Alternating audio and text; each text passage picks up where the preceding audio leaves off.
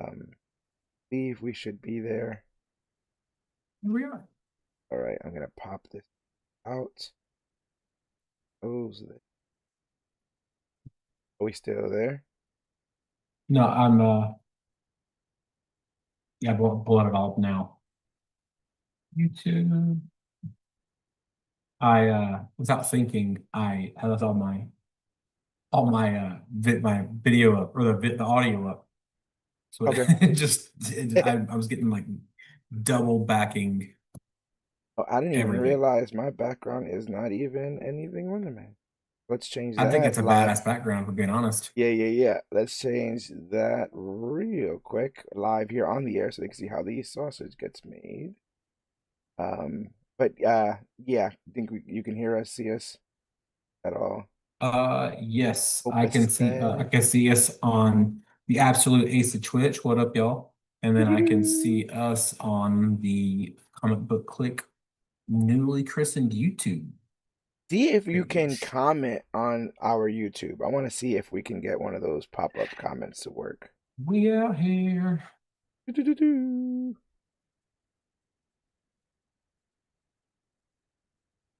My damn end.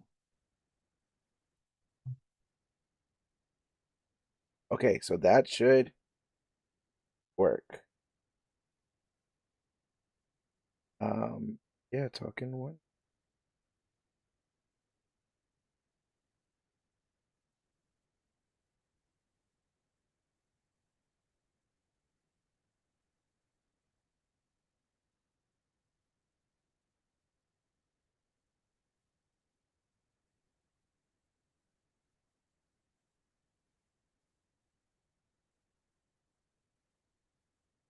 Yeah, getting used to it. My buddy hasn't reached out to me yet, so I'll probably reach out to him a little more tomorrow. Uh, I'm looking uh, for the live here.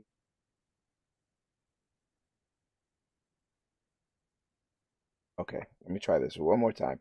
You think you can send another comment real quick? I think I lost the thing. Hold on one second. No, you are good.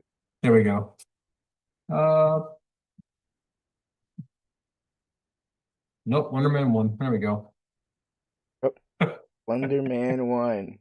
Perfect. Did it pop up? I'm not seeing it on our screen. Let me see something real quick. Uh, okay. Now I gotta do like a little. Are you seeing it now, like on our screen somewhere? Oh boy. Um, I have dot dog. Nah, Everything's you're good. starting to load now. There we go. You're good. I'm seeing some madness over here that it's not letting me figure out. Might just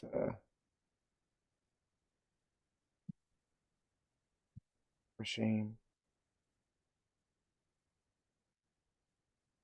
You see it? You We're see it like getting weird on my end? It's like freaking oh,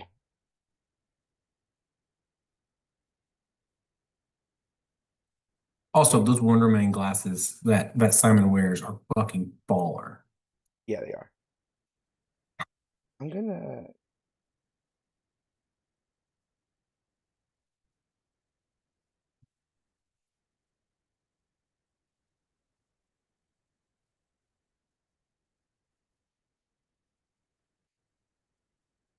oh that's okay.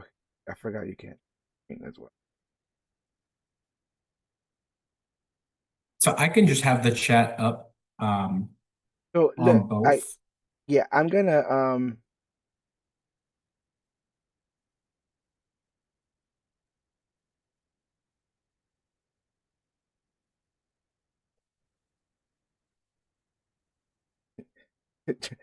okay. Uh trust me. It's gonna be worth it. Three, two, No. one. Uh you should have seen a kind of cool transition there, and then you should be able to see your comment. That did that happen? Did a transition happen in a comment? I don't think so. No? I'm looking at three different screens right now. So like I'm Okay, just like okay.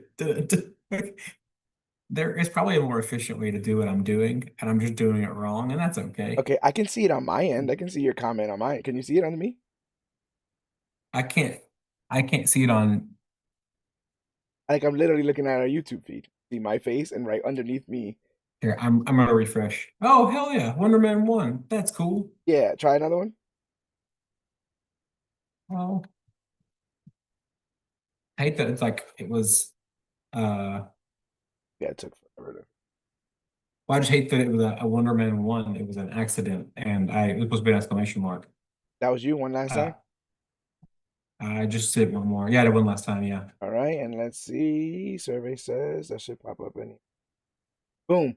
All right. Oh, that's cool. Awesome. Okay. Holy hell. Okay, we figured it out. Thank you guys. 5 minutes of seeing how the sausage gets made, This is which some solid that's it. Just solid R&D right there. yeah. It doesn't get more vulnerable than that, which means there's nothing else left to say. But hello, everybody out there in comic book land. My name is George Serrano, aka The Don. And if you're listening to this, you can only be here for one reason. It's a brand new episode of the Major Issues Podcast brought to you each and every week by comicbookclick.com. And as always, I am never alone. Sir, if you could please introduce yourself, my scene partner for tonight. Well, those that are following me on Twitch understand me as Absolute Asa. And that's what you guys can call me too. Absolute Asa in the building. And yeah, we are here to talk about Wonder Man. We're a couple weeks off. We got stuck with a bunch of content that we had already kind of pre-loaded. We were doing a bunch of Absolute talk for the Absolute Universe, which we come on, who isn't talking about that right now? And then we got bombarded with the embarrassment of riches, a slew of interviews, the most interviews I've ever done at a single time here. And yeah, it just felt like for a while there, we couldn't kind of just settle and get this done. But I really wanted to talk about this show. It kind of flew under the radar for me for a little bit before it just literally blowing up. I'm hearing it's one of the Marvel's most watched series. That makes me smile, considering that initially at the time felt like they were kind of hiding this one. But I guess I can start, Asa. Did you have a humongous history with this character, Wonder Man, before you watched this television? I would say I only had I would say almost zero. My only in like experience with him was the various like almost cameos we got him in various MCU products Hmm. that never came to fruition. I guess outside of WandaVision. Right. Yeah, I've only ever seen him as like this ancillary character. Um, and I always felt like he was like someone on the side. I've never read of him in a miniseries, but I read him in things like West Coast Avengers or just Avengers straight up. But I wouldn't necessarily say like I was a diehard fan of the character.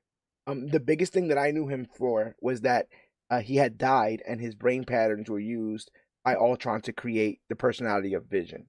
And the reason why that becomes weird is because Simon Williams at one point gets into a relationship with Scarlet Witch, and it's kind of theorized that that's the reason why Vision likes Scarlet Witch because his brain patterns were patterned after Simon's, which is really I'm for freaking it. weird. Power uh, move. yeah, yeah, yeah.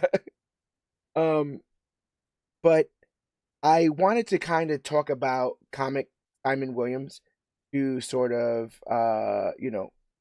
bring people up to speed in case they didn't know much about the actual character. There's been a bunch of changes in this series for Simon Williams, but we can go ahead and kind of give people a little bit of a rundown of who this character is. Let me see if I'm doing this correctly. That, and I do that. Ooh, cool transition into boom. OG Simon Williams. In the Marvel Comics universe, Simon Williams is one of the most powerful and tragic figures in Avengers history. His origin is in 1964. Simon was a failing businessman and rival to Tony Stark. To save his company, he embezzled money, got caught, and was broken out of jail by the villain Baron Zemo. Zemo transformed Simon into a being of ionic energy. This gave him strength that rivaled Thor and made him functionally immortal. He doesn't need to eat, sleep, or breathe. He originally joined the Avengers as a villain in disguise, like a wolf in sheep's clothing, a sheep in sheep's clothing, if you will. Because he ended up having a change of heart and sacrificed his life to save them in his very first appearance. While Simon was quote unquote dead, his brain patterns, as I said, were used by Ultron to create the personality of the Vision. This made them digital brothers and led to a famous love triangle with Scarlet Witch.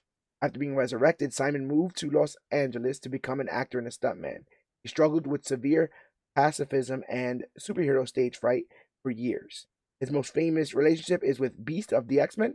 They are ultimate superhero bros who spent more time at Hollywood parties than fighting crime. Known for his red safari jacket and green and red suits, the permanent red sunglasses to hide his glowing purple eyes, Simon is definitely a force to be reckoned with. Now, this image up here on the screen is the more modern look for Simon Williams. Definitely that big red coat and that turtleneck, which we would see in when he does his movie premiere. So fun fact, I have the YouTube feed up now, so it just got to the point where you said transition. That's awesome. Yeah, we're working on some stuff here, bro. We're working on some stuff. We're working on production value. And Wonder Man's the episode we're trying it on, and yeah, I'm just gonna have to figure it out. Because yeah, every time I want these things to go and come away, that we're gonna see a little bit of that razzle dazzle right there. Um, but yeah. So we had heard this series was getting made. I am putting all kinds of transitions here. Hold on. Here We we had go. Hey, we we out had here. we had heard that this series was getting made, and we did our anticipation, the episode where we talk about the things that we're anticipating most is. And I had to say this was pretty low on my list when we did our yeah, most anticipated, right? What best and worst? What do we do? Predicting 2026.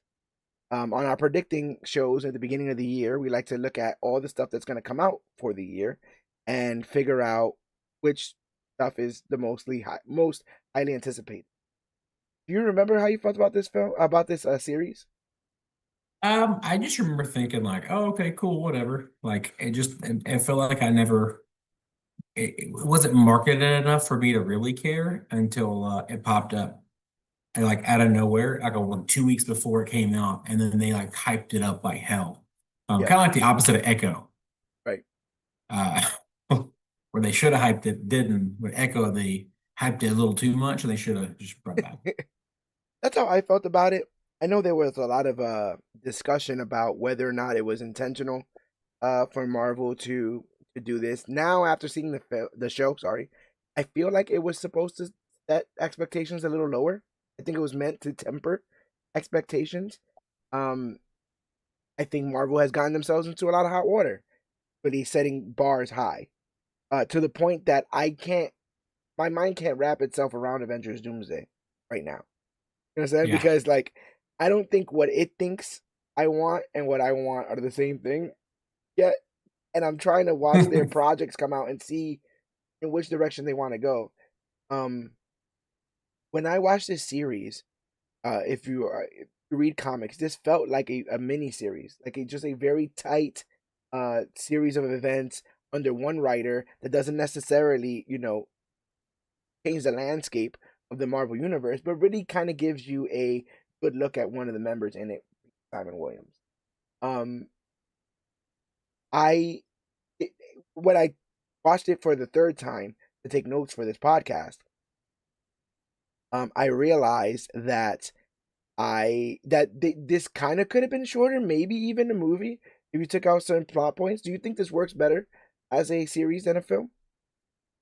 I think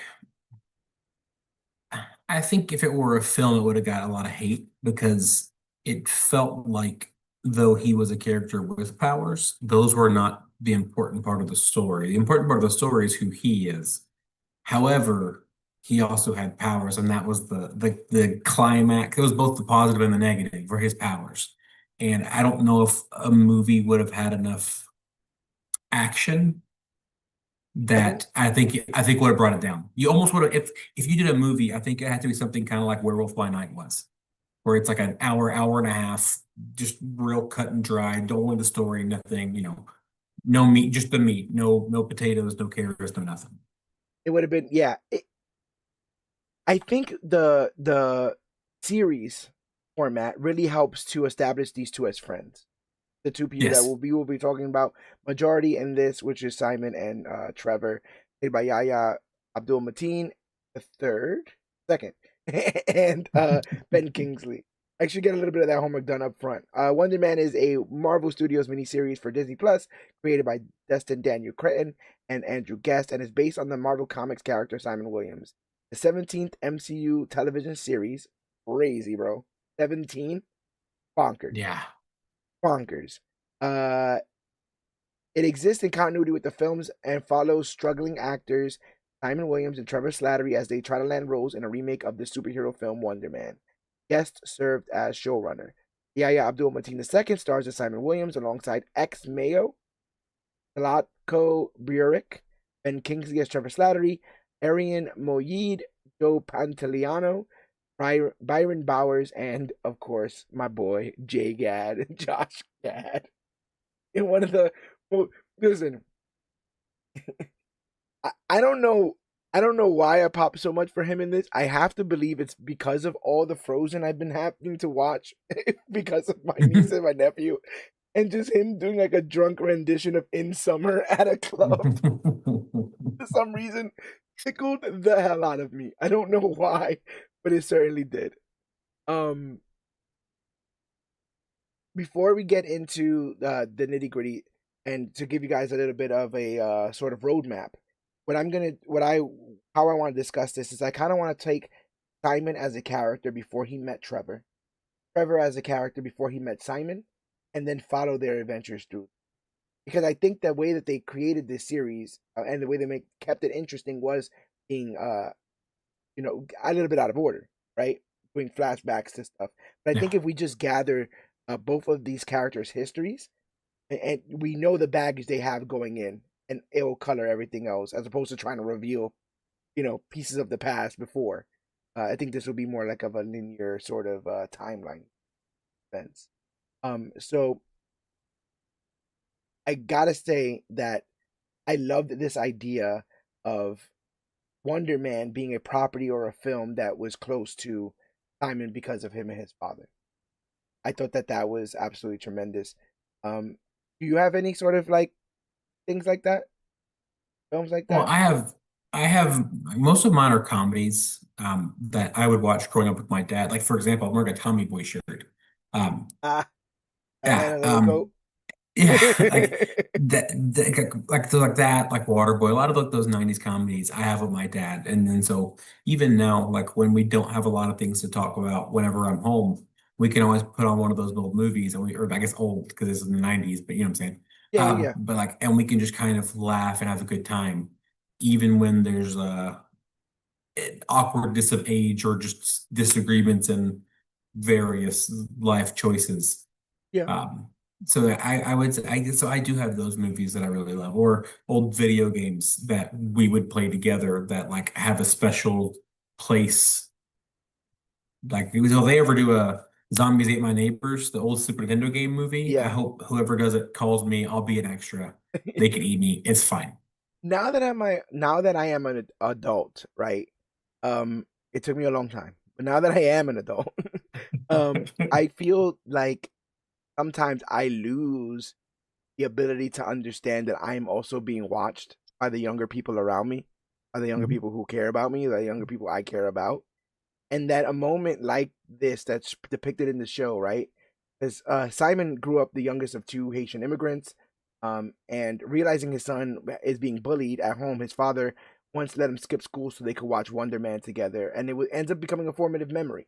It was one of the first films that father saw when coming to America, and like over burgers, he ends up telling his son that he knows he was going to make it in the movies one day. And that may just have been a Tuesday or a Wednesday to Sanford here, right? But it's something that um Simon never forgets. Mhm. And as somebody who I also lost their father, I completely understand that sort of gravity of a moment like that.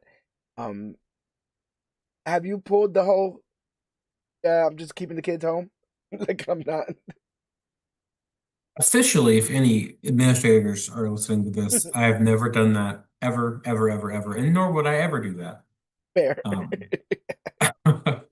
however, everybody needs a mental health day once in a while, you 100%. know, Yeah.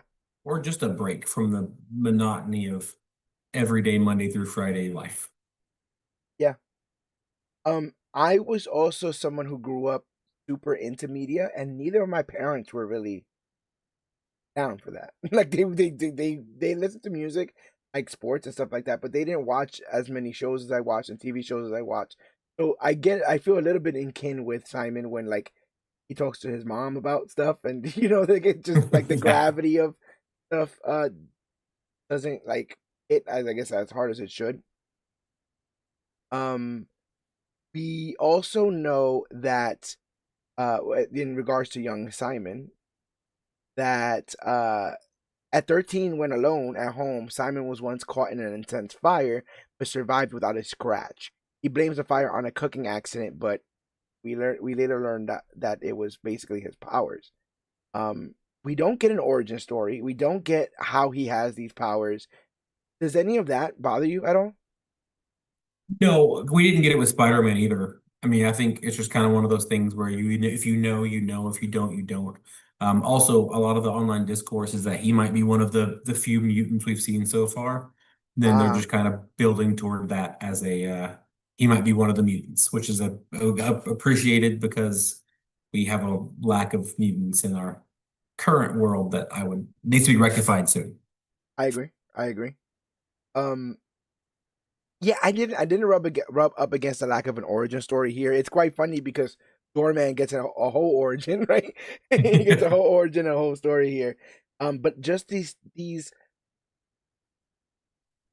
they are so efficient at just taking these moments in time in the past and using them to color what we know about Simon, right? Like Yeah. we can already see how much his powers are a sense of shame even here at 13. You combine that with, his parents possibly, coming over to the country at a certain age and him not feeling like he fits in, like they paint a very good picture of Simon sort of being an outcast. And later on, we find out that Simon didn't grow up with friends, and his mom worried that he would have a lonely childhood. She thought his acting in movies would make him feel less alone, but she could tell that the weight of the world was on his shoulders, and that can't be easy for any parent to deal with. I gotta imagine. Um, but uh, that's kind of where we are left off with young Simon. We find out years later that he ends up becoming a struggling actor who's been trying at this for 8 years. And his personal life is kind of falling apart. In an attempt to add more depth to his characters, big or small, he's gained a reputation of being hard to work with. So he needs to live in the skin of every character he plays, because acting is deeply intimate for him, and it's cost him a lot of roles. And where we meet him, he walks in on his girlfriend moving out, and she confesses she's leaving him because he never lets anyone in. And I feel like that's a humongous plot point in this series is Simon's lack of vulnerability, but it's because he is hiding a secret. Um, Yeah. what do you think of Yaya in this role? I don't remember hearing many arguments about like race swapping or whatever, which is usually a big something in this instance. I don't think Wonder Man's race is integral to his character at all. So Yeah, I would agree. I think you just take that off the out of the conversation entirely. I've liked Yaya for a while. I first saw him in, I want to say it's called The Get Down, which was like a Netflix series about hip hop being created in the Bronx in the 1980s. I thought he killed it in that. He's obviously Aquaman, it's not Aquaman, Manta in Aquaman, Manta, yeah. Black Manta in Or Aquaman. Black. I feel like we shouldn't call it Black Manta because it feels wrong. Right, right, right. You know what's funny? You know what's funny? Black Manta was obviously named after the fact that he was, a manta and his suit was black. But when he does eventually take off his helmet, he literally says like, "What did you Like, what did you? Why were you surprised? Like, I'm not. They don't call me Black Manta for nothing. you know, that's also kind of funny. Um, there's also a very interesting episode of Black Mirror with Yahya Abdul Mateen the second and um who Anthony Mackie. I don't know if you're a Black Mirror fan, but My wife is. She's always recommended me and never got a chance to watch it. it's awesome in my opinion. It's like really Twilight Zone stuff, but I like depressing, scary horror, psychological horror stuff. Yeah. But yeah, he kills it in that. Um, and now he's doing this. I found him incredibly vulnerable as an actor, and he's. Am I getting this wrong? I feel like he's simultaneously uh great at playing a bad actor, but also great at playing a good Yeah. actor. Yes. you know what I'm Yeah, saying? I Like, would agree. Yeah. and I feel like Ben Kingsley, obviously, right, being the genius that he is, I feel like I get a little bit of sense of that as well from him, where it's like Trevor, him acting as Trevor, the regular guy, is so sincere and so heartfelt and so well acted, and then when Trevor has to act, it's so like, what is this guy doing? Like, I often go like, Yeah. how did he get any jobs? you know, No, for yeah, like for sure. this is ridiculous. But the really somber moments of him acting as Trevor, I think, sing really well. I think go really well, in this series and go do a lot of the heavy lifting in this. And I think I made a post at the time that was something along the lines of like, um, he's so good at acting that he makes you forget that he's a like classically trained, well celebrated actor. Like Yeah. Ben Kingsley's not like some guy they got off the street and they're like, wow, we really got something with this guy.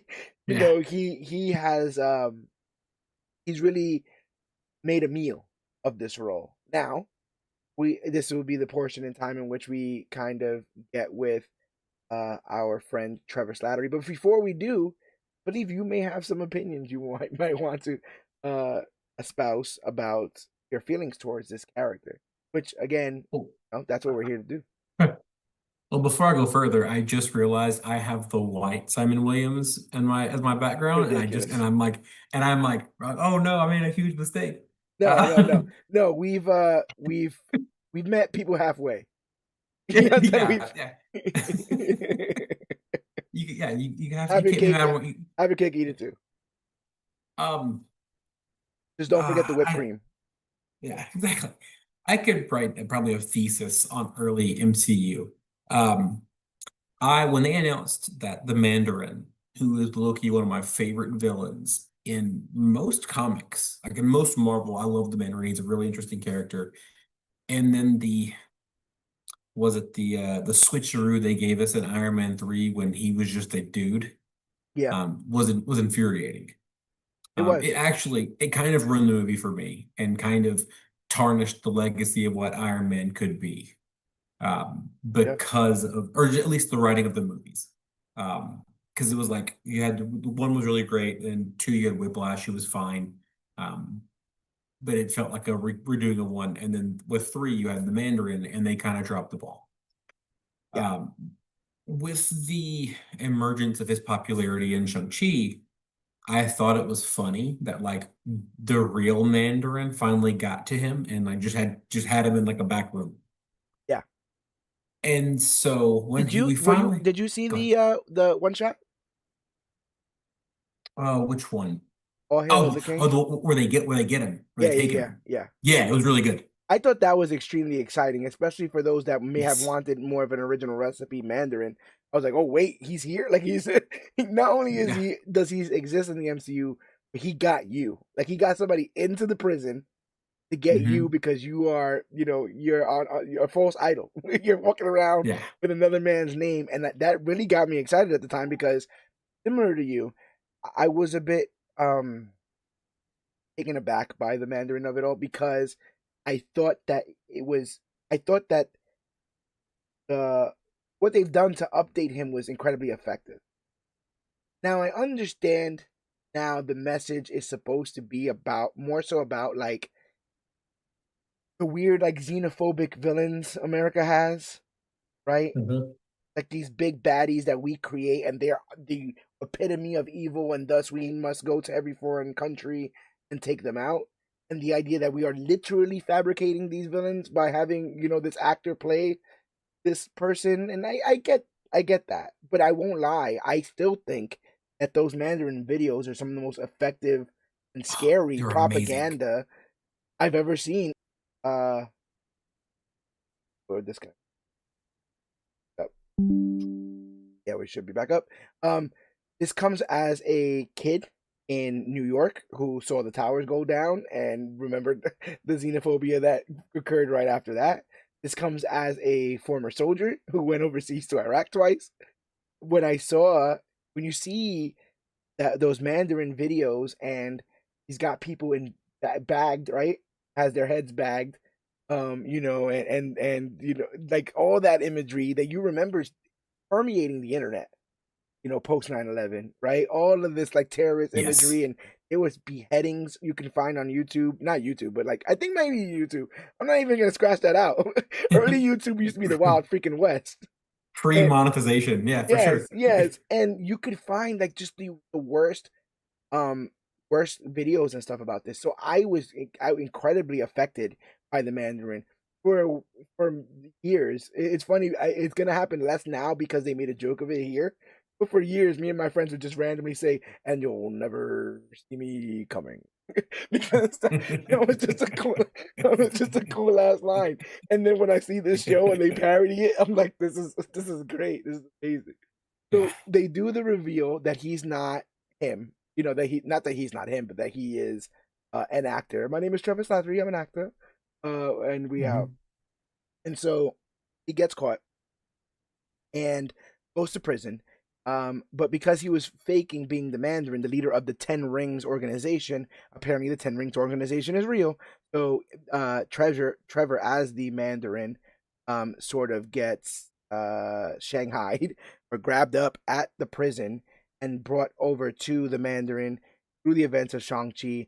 Eventually, something ends up happening, and that gets him brought back to California in an effort to clear his name and start a brand new, a turning of a leaf for Trevor Slattery as he hopes to become an actor in California.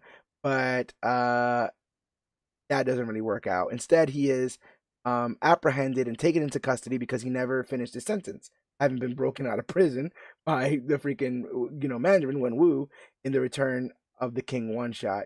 He makes a deal with the Department of Damage Control in order to avoid additional jail time.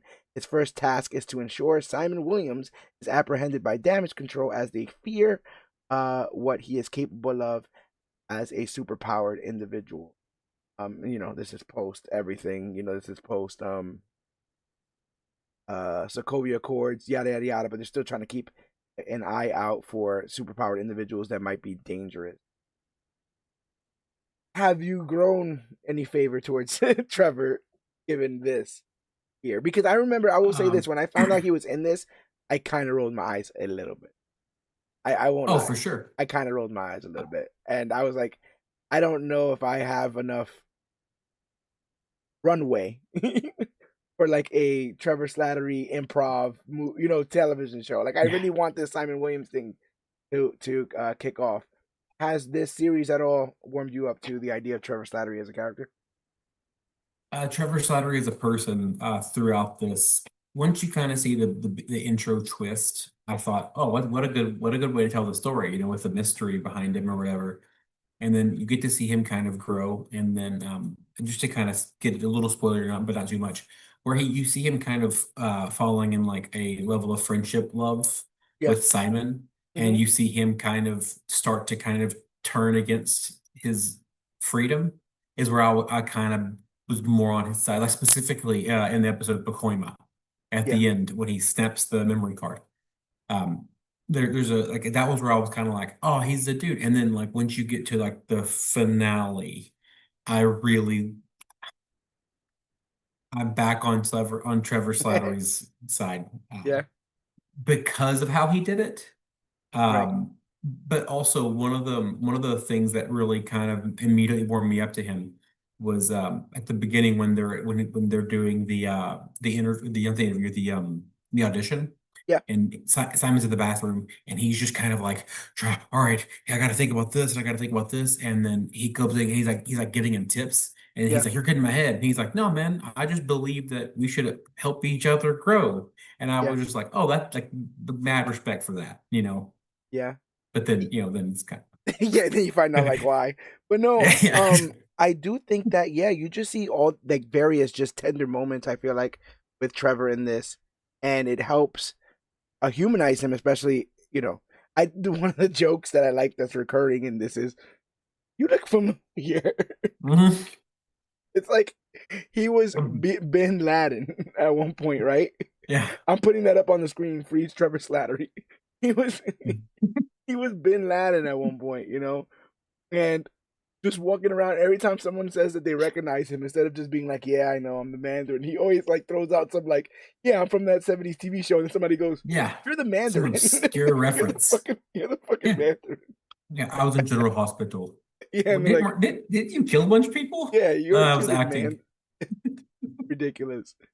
Um, it doesn't surprise me that he took a deal with damage control because he Yeah. literally has no friends or family, and right, no one's really messing with Trevor. He has nothing to lose, and I think that's another key in this is that when you feel like you have nothing to lose in life, you can tend to throw people under the bus. You can tend to, you know, um, hang out with the wrong crowd and get into the kind of lifestyle that Trevor was getting into because he was having a lot of fun, man, but he wasn't necessarily, living like that image of him being like propped up and given the glasses, right, to do the audition Mhm. because he's so messed up on his own stuff, um, is equal parts like horrifying and sad.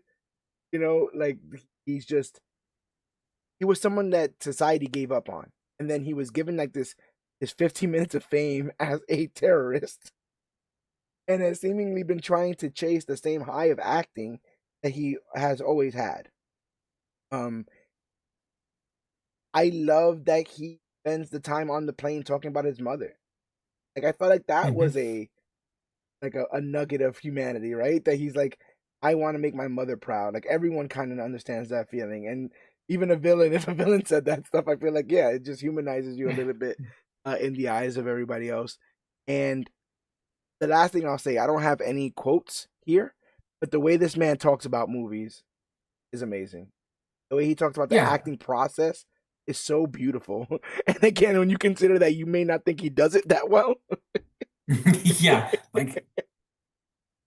Like hearing him talk about it made me, again, I've never done it. This is the only kind of media I've ever been on. I was like, damn, I should go be an actor. It sounds awesome. Yeah. Like, it's he made it sound like one, like you're gonna work hard doing it. Because obviously it's a probably a really hard job just to stay in character and what. But he made it feel like it was like just a like it just made it all real. It made it like feel like that's just something we should all aspire to only act. Yes. And that was again, it kind of humanized him further. Like between that and his mom, he just seemed so down to earth. 100%. He says a line about um like when we are vulnerable as actors and we like dip into our pain and our struggle and all that kind of stuff, we we make people feel less alone. Mhm. And that was like a damn, like that, it's 100% true, but like I wouldn't have never picked apart the medium of acting to get to that nugget of truth. It had to have been him doing it, and again, it just speaks to how much he loves this, how important this is to him, and even it's what's the most endearing. And I guess it's also because I'm a creative, right? I've been doing this all stuff, and so I think it's not crazy to say that most people are walking through Earth, looking for meaning, and Trevor's not. He's got it. It's this, you know. So like for Yeah. everybody else in this who are like confused and manipulative, and he's all those things as well, he still really has a handle on what acting is and why he loves it. And that sort of level of confidence and also mastery is endearing, even if he's a piece of trash. But I think another additional layer that needs to be addressed is this idea that a lot of the reason why he was a piece of trash in the past was because he was on drugs. Yeah, heroin. A And lot of drugs. I remember oh, the yes. I watched the Welcome All Hail the King one shot not that long ago, and they like bringing that up, and he's just naming every drug that he's ever taken.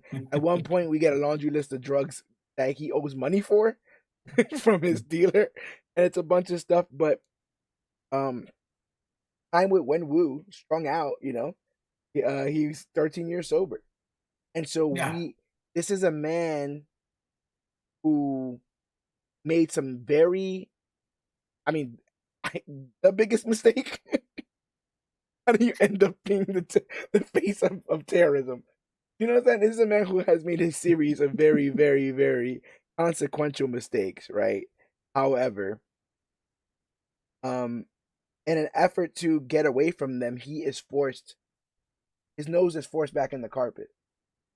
Now, the question I guess I have for you is, what is the sort of like justified penance for this? Like, should he have just gotten arrested at the airport and sent to his, Probably. you know what I'm saying, like, and just locked up like, for his crimes, or is he like, you know what I'm saying? Like, did you ever see him as kind of like someone they should have just let go? Like, just like he escaped and did his time in with the Wenwu, and now he's just kind of, see, I'd completely forgotten he was imprisoned.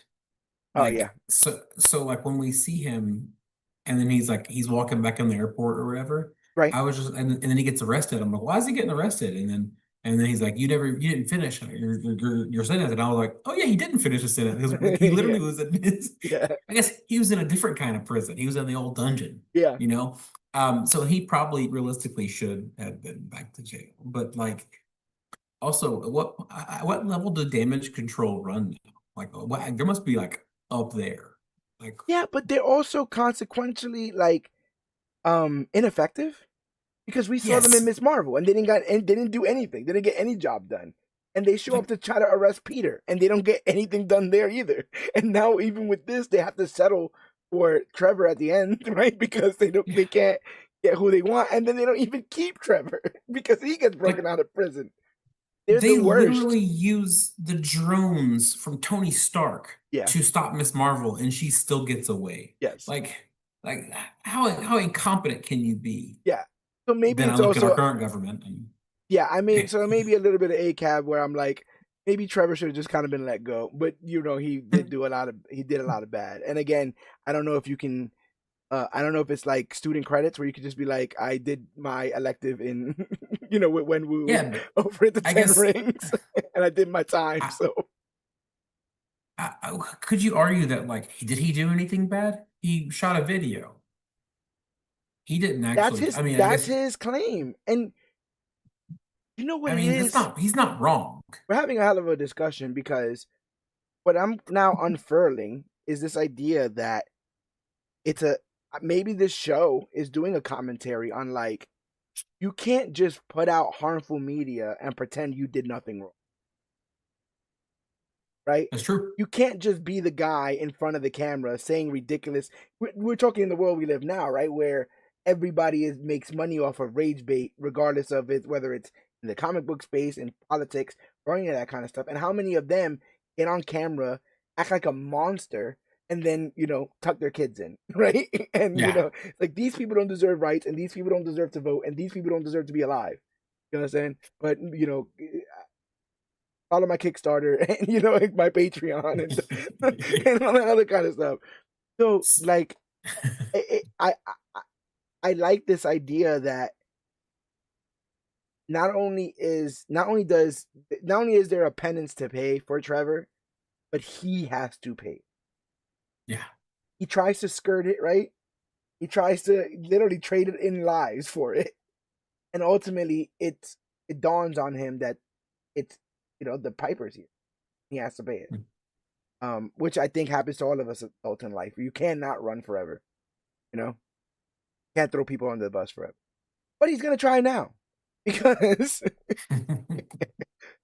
we get the first meeting of Simon and old Mandarin Trevor here. The two meet at a movie theater showing of Midnight Cowboy. William recognizes him and introduces himself as he was a fan of Trevor's other acting roles. Williams is desperate to pick Trevor's brain and is stunned when he finds out that Wonder Man is being remade by Von Kovac and Trevor is auditioning. Simon begs his agent to get him an audition, but she isn't impressed with his recent auditions and chews him out, or even like kind of attempting to talk about this. Especially when he gets kind of fired off of his AHS uh, thing, Hey, where Ashley, I loved you the Twilight series. yes, Like, what he was wrong for that, right? What did he sit on no, for his sure. AHS? That What did he was sit on his painful. AHS first day on scene? Is he what is that? What is that? Is that nervousness? Is that just not being sure of oneself? I think he's so um sure that he belongs that he doesn't stop to think about why he belongs. Like he seems Yeah. like a very competent actor. So even when you see him not like acting, you can see like he comes off as very competent. Yes. But it's almost like that level of I have to make everyone know how great I am. Right. But while doing that, it makes everyone go like, "Oh God, another question, another. Well, should I have this book?" But this book is real, and it's just kind of like one of those things where that was just kind of how I read it. Like he's a great actor if he could get out of his own way. And we can maybe possibly attribute a lot of his just being tightly wound to this secret that I guess he's had for years, right? That Yeah, he can't afford to get out or risk alienation, literally risk his entire career because superpowered people cannot act in Hollywood, and we'll talk about that a bit there. But while she's like gone, Simon finds info on the audition on her PC and using social engineering manages to book himself an audition. When he gets there, he sees Trevor, who gives him a pep talk when he realizes Simon is in over his own head. After the audition, they have a drink and seem to genuinely enjoy one another's company. But when Simon leaves, Trevor answers the call. Trevor confirms that he's made third contact with Simon and promises to bring him into custody as he is a dangerous, superpowered individual. How did you feel when that hammer dropped in that first episode there? that was the part where cause I was kind of like halfway invested in the show. Yeah. So just to paint the period, like the series is like I literally had surgery the day before. So the day Okay. it came out, I was like, oh, I'm gonna watch this or whatever. I'll get around to it. And then I'm sitting at home and I literally have nothing to do. I can't get up and go run because I had knee surgery. I can't drive. So I'm like, let me just turn this on. So I turn on the first episode, I'm gonna play it on my phone. And then once we got to that part was where I was like, okay, I'm in. Like what? I love a good mystery. And then the fact that they dropped it all in one day means I finished it in one day. Oh yeah, yeah, yeah. Yeah, so Um, uh and was it this hook enough to do yeah, that? that Like, this was the hook that got me. The doorman episode, spoilers, um, a was I thought it interesting. It kind of I felt like it killed the momentum, but little bit. I understood why it was there and why it was important. Yeah. But it definitely slowed the momentum. But it also kind of it felt like it gave me the more runway at the end where I could kind of because the last three episodes kind of go they just go back to back. It's really or last four. So Yeah. like the last half is great. I The was first kind of surprised that they it's do a time jump in those episodes. I did yeah, not expect them to like they go from like casting to production, which yeah. is months where we don't kind of get any context about what's been going on. Um but yeah, you have this and even even in this first kind of betrayal, Trevor still feels trepidatious. He still feels like he's not totally like, yeah, I got him. He's like, kind of stuff. So it feels insidious because Simon is like really opening up and like finding a kinship with this man. He tracked him down to um kind of just get like some advice at one point. Right? He's like, I'm not trying to be weird. I just know that you're an actor. Do you have any sort of advice or what are you doing nowadays? That's how he finds out about Wonder Man. So the idea um that Trevor would use Wonder Man as a breadcrumb trail, right? This idea that this is a movie that meant the most to Simon because of his dead father. and that you would Yeah. dangle that in front of him in your first meeting in an effort to get him all, get all caught up. I think that all is enough reason to raise your ire towards this character, even though again, eventually he will be forgiven in my eyes. This beginning kind of makes him look like a piece of trash. Oh, for sure. Yeah. 100%. Um, but uh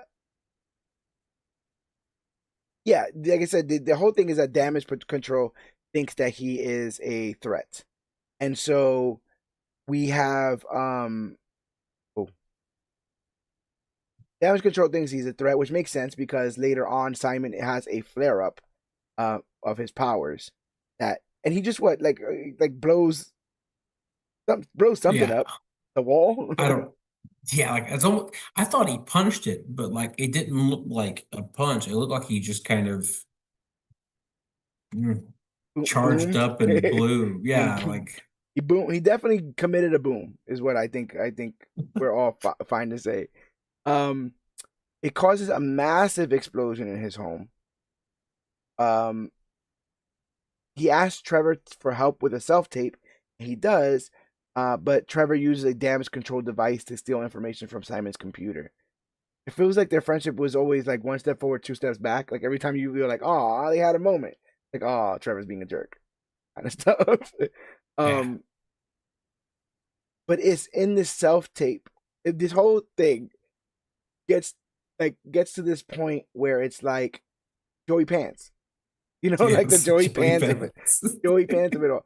And it's funny because I'm watching with Jessica, and he comes on, and I famously can't say this man's name, like the real name, his real name, Is it Pantoliano? Antiliano. I think I've I could. literally always known him as Joey Pants. So when he says it, I'm like, yeah, see, he is Joey Pants. Like it's not just me making fun of him or anything. Like the man knows that he's Joey Pants. That's his thing. Um, just what do you think of Joey Pants in this? Just the opulence, right? Like all I of thought it was this. awesome. He was so funny. Like He's so great, and he just has all this money and all this stuff.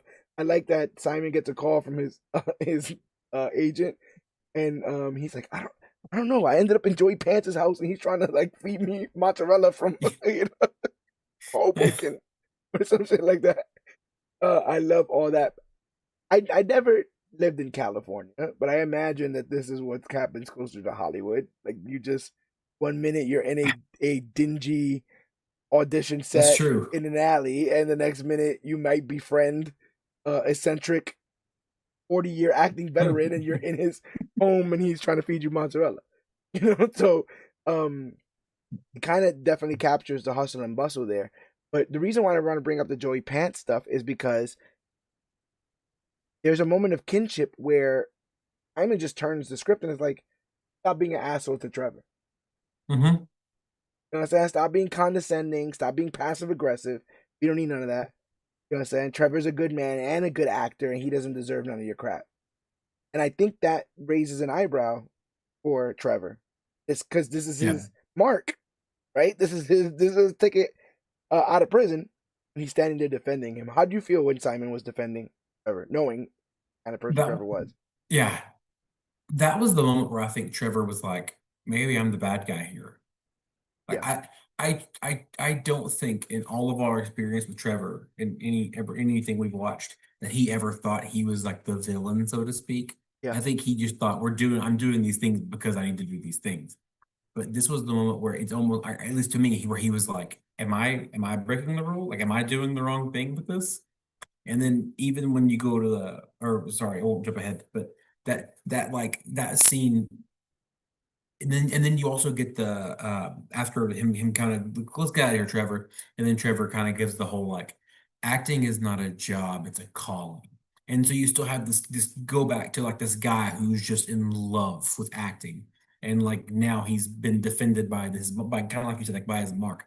And it kind of feels like this is where he's starting to shift. So even when you get to the next scene, where they finally record the take, um, and it's like really simple. yes. It's um, it's him as a hotel manager or something like that. yeah, like I don't judge. Like Yeah, that's the whole line. Like yeah, even when you get to that, you see like Trevor kind of very much warming up to him, very much trying to help. And then even when he does a thing on the computer, you could tell he legitimately feels guilty about it. Right. And then he sees the hole in the wall. And he's like, Right. yeah, pepperoni pizza's fine. Let's just cook that. And he's like, oh shit. But and it's funny because in that moment he gains more of Simon's trust, right? Because he's seen now damage. Literally, he Mhm. can't deny that damage, regardless of where it came from. If you ever went to anyone's house and they had that up on the wall, there are some questions. And No, nah. the fact that Trevor asks questions, I think Simon's like, oh, this is somebody who I can trust. You Yeah. know, um, and while you are dealing with sort of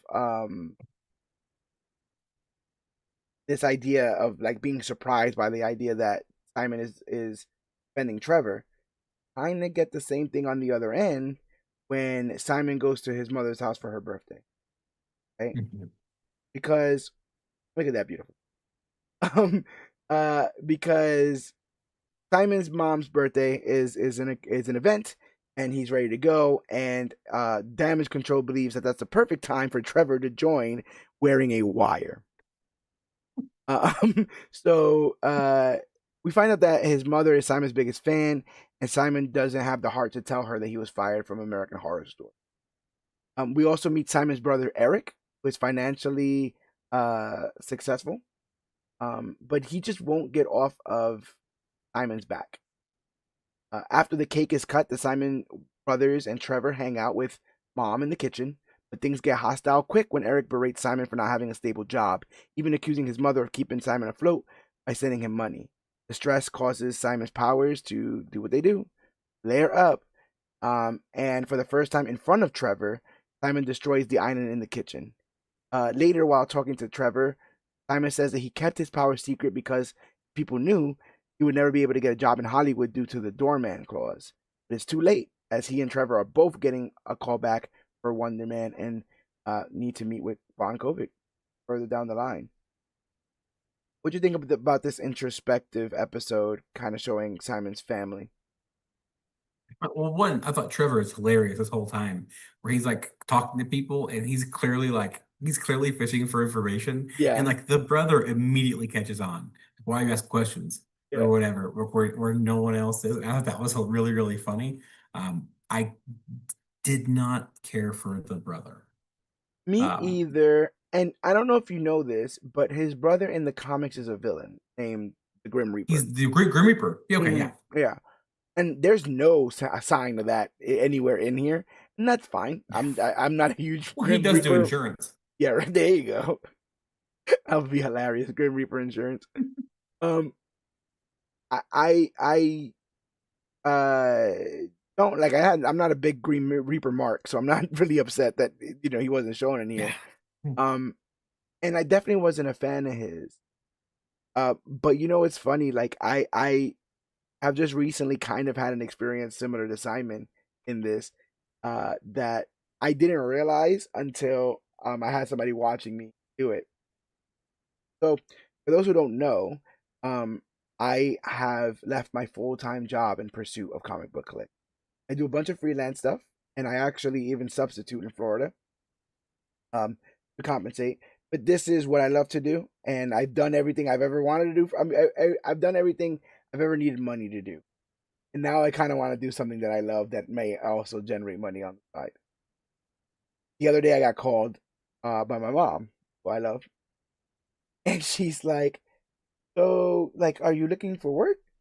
And I'm like, "Well, I'm actually like doing this really cool thing, called Comic Book Click. We have an international review team of reviewers from Scotland and India and the UK, and I just spoke to the guy who had the number one selling comic out, and I just spoke to Daniel Warren Johnson and Philip Kennedy Johnson, and spoiler alert for those who are just watching right now, Brian Michael Bendis is interested in talking to us, the co-creator of Miles Morales. This means nothing to that beautiful woman. This means I might as well have just been speaking Japanese, because we were all raised that you didn't kind of put all your eggs in one basket in regards to your hobbies.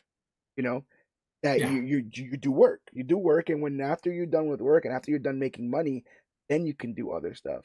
So the idea that like Simon's having a really hard time trying to justify like where he is in his life to his brother and to his mother. I kind of understood that. My family isn't obviously less antagonistic, but it's still that barrier of like, how do I explain why this is important if you don't see it, right? Yeah. How do I explain that this thing that I love is what I would like to pursue, even if I don't have all the money in the world? That's very hard to translate. So watching Simon being like, I'm trying, and I got this gig for a Kovac movie, and they're like, oh, right, like what does that Yeah. mean? Cool. What does that mean to really anyone? So um, there's that, and maybe even a bit of watching Simon defend acting might have flipped the switch in Trevor's mind and brought him on the defensive to start defending Simon in front of other people. I think he started to really see how beat down Simon is in his life, given Yeah. the circumstances, given his brother, trying to do his best by his mother, and then this kind of crash out moment where he destroys the whole. He destroys Yeah, the my whole. cat. Hey, Rocco. You're famous, buddy. There we go. Oh, good boy. This crash out moment, he destroys the whole island. Like I think in an episode, in a day and a night, whatever, Trevor really realizes the life that Simon lives, and still chooses to be nice, and still chooses to be kind to Trevor, and still chooses right to be an upstanding person in society, even with all the stuff that's going on in his life. So I gotta believe that that made him feel a bit better about, not a little bit better, but I guess feel a little bit more hesitant to just straight up turn him in. Yeah. Like this is a mom, this is a dude with a mom, right, who loves him, and his mom, right, that whole speech about like, I like my son never brought home friends. What kind of person Yeah. doesn't have friends, kind of stuff, and at a young kid, at a young age, sorry, he told his mother, "Thank you for loving me," or like, Hmm. like, and what that means, and what that the idea that he thinks that that's kind of a choice, right? And you are choosing to love me when maybe the world isn't. He can feel the lack of love in places. It feels like he needs to tell the one person that does love him how he feels. The loss of his dad, all that kind of stuff, just bundled in. I think this is the episode where Trevor, between this and the struggle for the self tape, is where Trevor starts to see his mark as a actual. Um, Um, yeah, I was like, one of the coolest things about this is that, I mean, as someone, I don't live in Los Angeles, I live in Orange County, California. But like being someone whose job puts me in these areas or whatever, it is really cool to kind of drive through and like go like, oh yeah, they're down by the PCH. Oh, cool. Like I've been to that place. And so like that's one of my favorite, that's one of the coolest parts is like it feels really immersive because I've literally driven by some of these places. oh, it's And like, or yeah, so that I think that's one of the cool authenticity. things about it. That authenticity matters. It really Mhm. helps set the tone for everything. If you feel like it's real, you feel like it's really in Hollywood. I have not seen the studio. They say this is very similar to the studio. Have you seen that show yet? I've not. It's on my very long to watch list. Same, same. But I imagine that it's just kind of poking fun at the entire movie and filmmaking experience. Even this Wonder Man is meant to be like a subversive, right? That get in Mhm. and dissect what this character is, dismantling of the character as you know him, kind of stuff, which is stuff you've heard a million times with, these directors and stuff. How do you feel about Kovac? He's interesting. I've never seen that actor before, at least that I recall, and now I've seen him in Superman, and now this. Yeah, Is in a 6 month but period or whatever. yeah, Like, yeah, two pretty prominent roles. It feels like. No, he seems like a super eccentric, yeah. and then like once you kind of get to meet him a little more, he kind of feels like he's part of the same cloth that Trevor and Simon are, where he's like, it's a love. I do this for the love of what I'm doing. I want to tell a story. I want to make people feel things, as opposed to Joey Pants doing it for money. Yeah. I got it. I should find that actor's name. But yeah, Kovac. The oh, uh, Yeah, that's Zlatko Buric. Um, I found him like I, I think the guy's like an excellent actor, like an amazing Mm. actor. On rewatch, he plays aloof old man very well, Very well. you know. And there are moments where all it is a look, right? Like an exasperated look over, or a curious look, or even like a troublemaking sort of look as he sets up whatever he wants to set up next. He's very good at the small stuff, which I mean, they say there's no small parts, right? And Yeah. so this idea that I think he does bring that real eccentric director energy, especially later on when he's like playing music for them and he's like trying to set the scene and stuff. Um, but then equally like down to earth when things need to get down to earth, when things need to be grounded. You um Obviously now that it has been kind of announced that Simon Trevor knows that Simon has powers, and Simon is scared that this is going to get out because of the doorman clause. That gives us our doorman episode. We meet Damar Davis, who works as a bouncer at the Wilcox in Hollywood. His boss, Bridget Bailey, jokes that she hasn't tipped him out in years and asks why he hasn't pursued anything bigger than just working at a club. Davis insists he likes the job because it lets him connect with people. Later, while taking out the trash, he tosses bags into a nearby Roxxon Corporation dumpster and notices a strange black sludge leaking out. When he touches it, as you should whenever you see a strange black piece of sludge, he's pulled into a dark dimension filled with glowing white doorways before falling through one and landing back in his apartment. He soon realizes something is wrong when his dog phases through him thrown and a neighbor's thrown glass passes harmlessly through his body. Shaken but unsure what to do, Davis returns to work. Later that night, a fire breaks out inside the Wilcox. With the doors jammed, Davis phases through them and urges trapped patrons to run through him, allowing them to escape the burning club. Outside, actor Josh Gad thanks Davis, for saving his life, and offers him a high-paid job as his personal valet. Um, I love that on rewatch. I guess I don't know if I wasn't paying attention the first time, but I didn't know that Josh Gad set the fire. That he was pouring like Wait, did drinks. he? He's like pouring drinks all over the electrical equipment. Like when he's doing the in summer thing. At one point, he just pours a full drink in front of the person that's in front of him, like just a dude dancing or whatever like that. So he's just being reckless. So he is who effectively causes the fire. And then I love that he's like, um, he's trying to save people, doorman. And he's like, go through me. And people are like, what? Go him? Go whatever. Go whatever. And the only person that it makes sense to is drunk Josh Gad, who's like, no, he means go through it because he's so messed up. Yeah, For some like reason, it connects to him, and I thought that was so funny. He's like, no, go through him.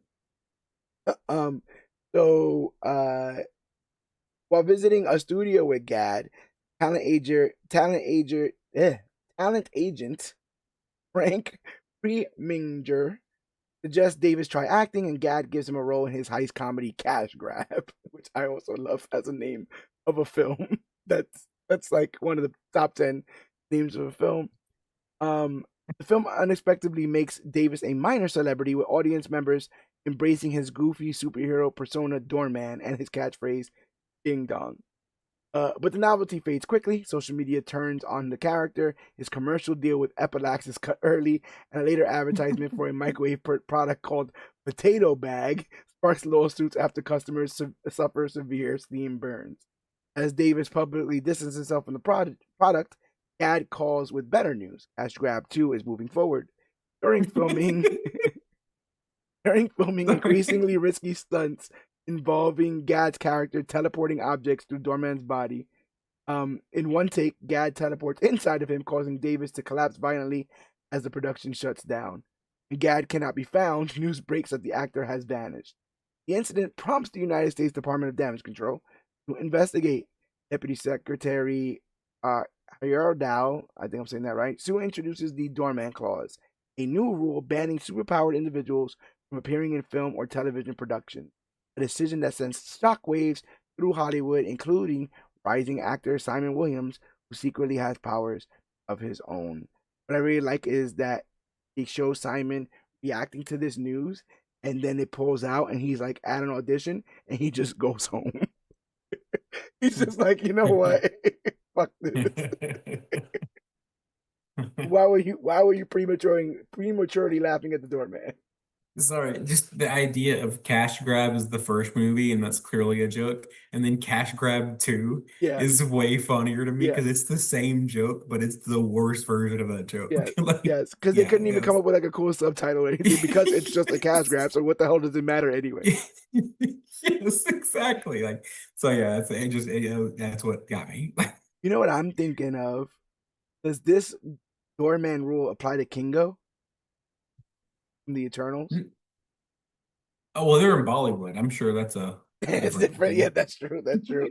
But also remember, he's going on this long form It's his lie. Yeah, grandpa, that is and not then it's his and that they it's his don't.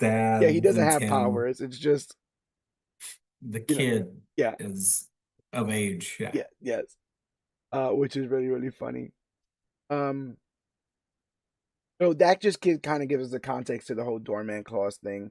What do you think about that? The idea that like that does that feel like something that would happen that Hollywood would not want to insure any sort of It feels like sets and there's a stuff? lawsuit there. Like there Yeah, was no way they don't get sued to oblivion, right? Like, they slide that as like one of the last lines in talking about the legislation being passed.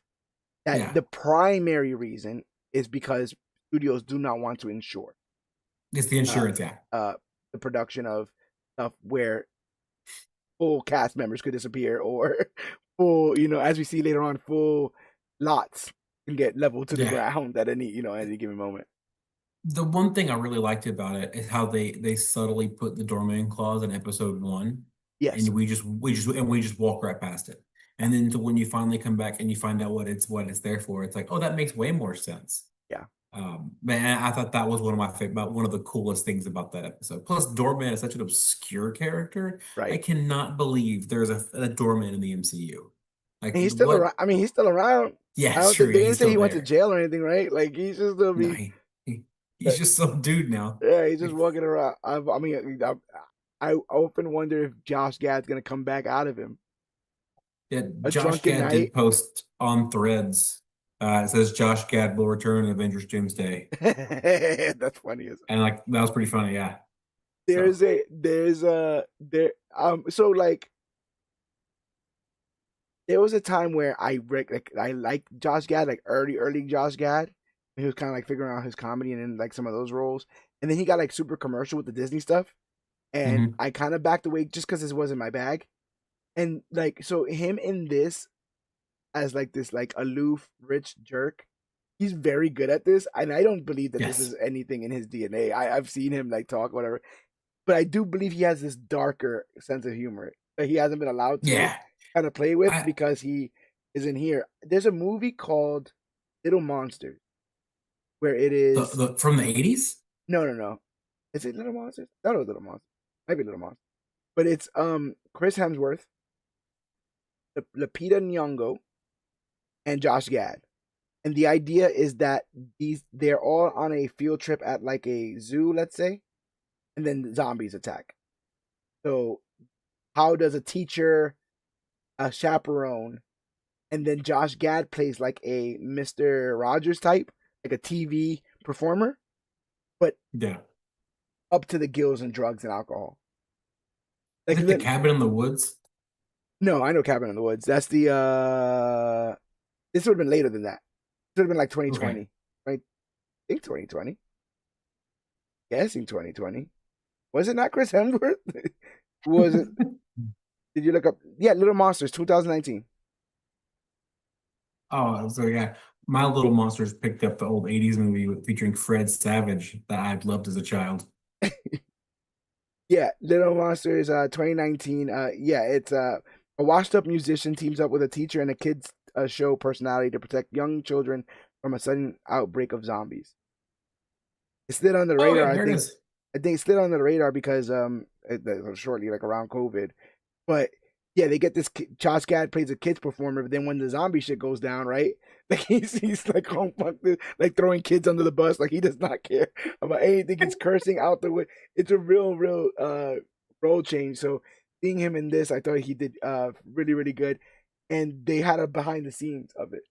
In the behind the scenes, and I posted this on they want to say Facebook.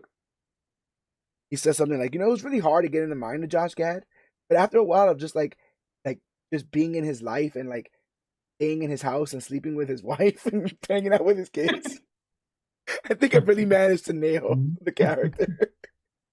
And That's pretty again, good. like it's just funny. The J Gad stuff. I'm trying to get it. I'm trying to get it to stick. Like Yeah, that's pretty good. he is equal parts playing like a very successful celebrity, but also one that can't get his nickname over, or like, Mm. and like Yeah. what. So I love the both of those parallels. They're really really funny. Um, they try to celebrate the Wonder Man of it all, the fact that they just got those callbacks. But Trevor is confronted by his drug dealer, who forces him and Simon outside for a talk. Turns out Mr. Slattery owes a ton of money, and they are about to pay in blood when Simon unwittingly helps by using his powers to incapacitate the dealer and his goons. It's one of the few action sequences that we get in this, but I thought it was pretty well done, especially the choreography of like Simon not trying to do it, right? Like Yeah. this had to be hard to choreograph because usually you're like, okay, you throw that punch, you throw that punch, but all of this was almost accidental, to the point that I think Simon even says like, I didn't want to do that. Like I rather not have done that. So yeah, we have that there. As Trevor thanks him, they released no, they realize they were filmed by a dude on a bike who, after being tracked down at a speakeasy, agrees to delete the footage in exchange for a return of his stolen bike. The entire scenario is a candy rivalry that blows everything out of proportion as the dealer, after Slattery appears, and so does the cops. No time to waste here, though, as the callback has been called up and the actors have to. I like that they were. I mean, this is the first time of them actually being a team, right? Yeah. It feels like, and I think that this team up here said a lot about each gentleman. Trevor found innocence in the guy that they were supposed to, I guess, what, like intimidate for the bike, Yeah. and Yeah, immediately, rough up. yeah, and Trevor immediately like, no, we're not going to do that. And Simon, being so paranoid about his secrets, like that's what we're here to do. If we don't do that, Yeah. my secret goes out. But that's not enough for Trevor. He's still like, well, we got the wrong guy, so we're not going. What do you think about that sort of coming from Trevor of all people? What do you think about that sort of turn of events? I mean, this was probably one of the more fun episodes Yeah. because it felt so off kilter Yes. because the show felt for a show about a bunch of guys acting and one guy being like a superpowered person. This was such a funny episode Yeah. where like it's over like Chamoy, Yes. which and again I just thought it was such a funny episode. It was very well done. Yeah. They have that Trevor gag. being I was gonna say they the have that moral gag where he's person. like, Are you gonna fly or whatever?" He's like, "No, I'm gonna take my car." Yeah. Yeah, like but Trevor being the Mandarin being the sense of Yeah. morality here is really funny in like a really weird way. And then especially when you have like Simon who's like truly in like full on panic mode. I wasn't like at the end, like the drug dealer shows up and like it becomes like a fight between them and like the police and like they're all just trying to get Yeah. away. Like The the it just breaks down. Slattery's drug dealer apprehends the guy that has the footage of Simon and Trevor in an attempt to like use him as a hostage to get Slattery back. Which is hilarious because he's like, "I'm gonna kill this guy," and Slattery's like, "Go ahead." Like,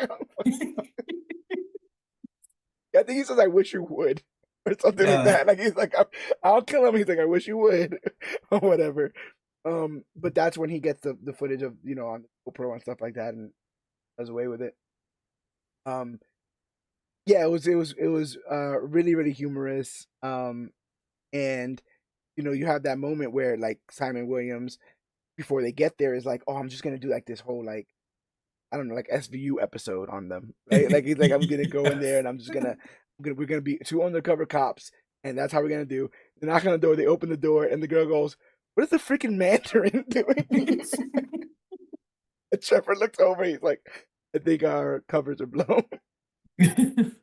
Yeah, like it's and that's the funniest. That's like a really funny recurring bit throughout the entire series is like the Mandarin. Like Yeah, yeah, you said it earlier, but yeah, it's a great the bit. most famous terrorist in the MCU is just fucking walking around, knocking up people's doors.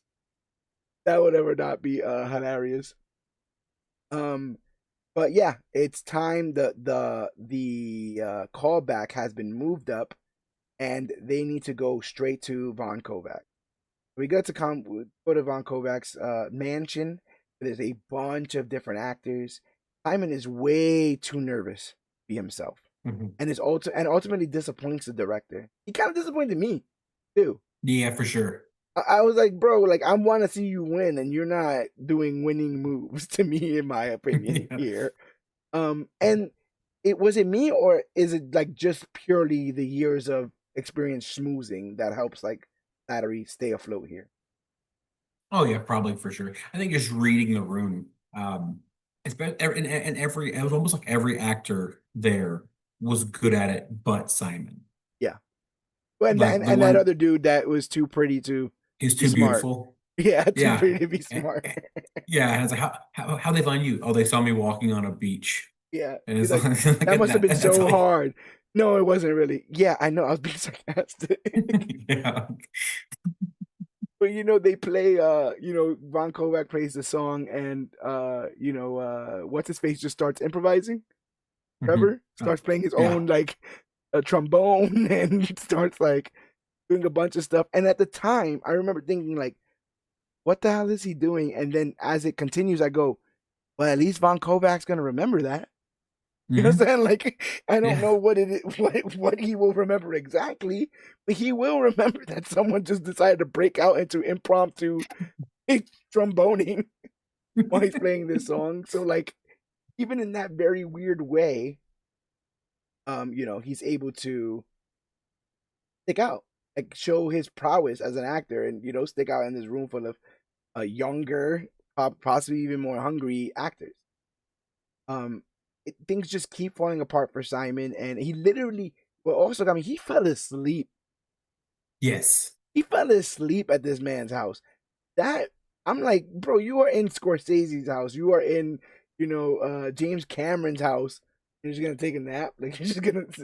So once that happens, Battery's like, you need to get your fucking act together, and they have a conversation outside, and uh, Simon kind of confesses that he's like, I can't get my mind wrapped around this character because I can't be vulnerable with myself. Because if I was vulnerable with myself, and people would know about my powers, and that's it. And Trevor goes to great lengths to be like, you are not your powers.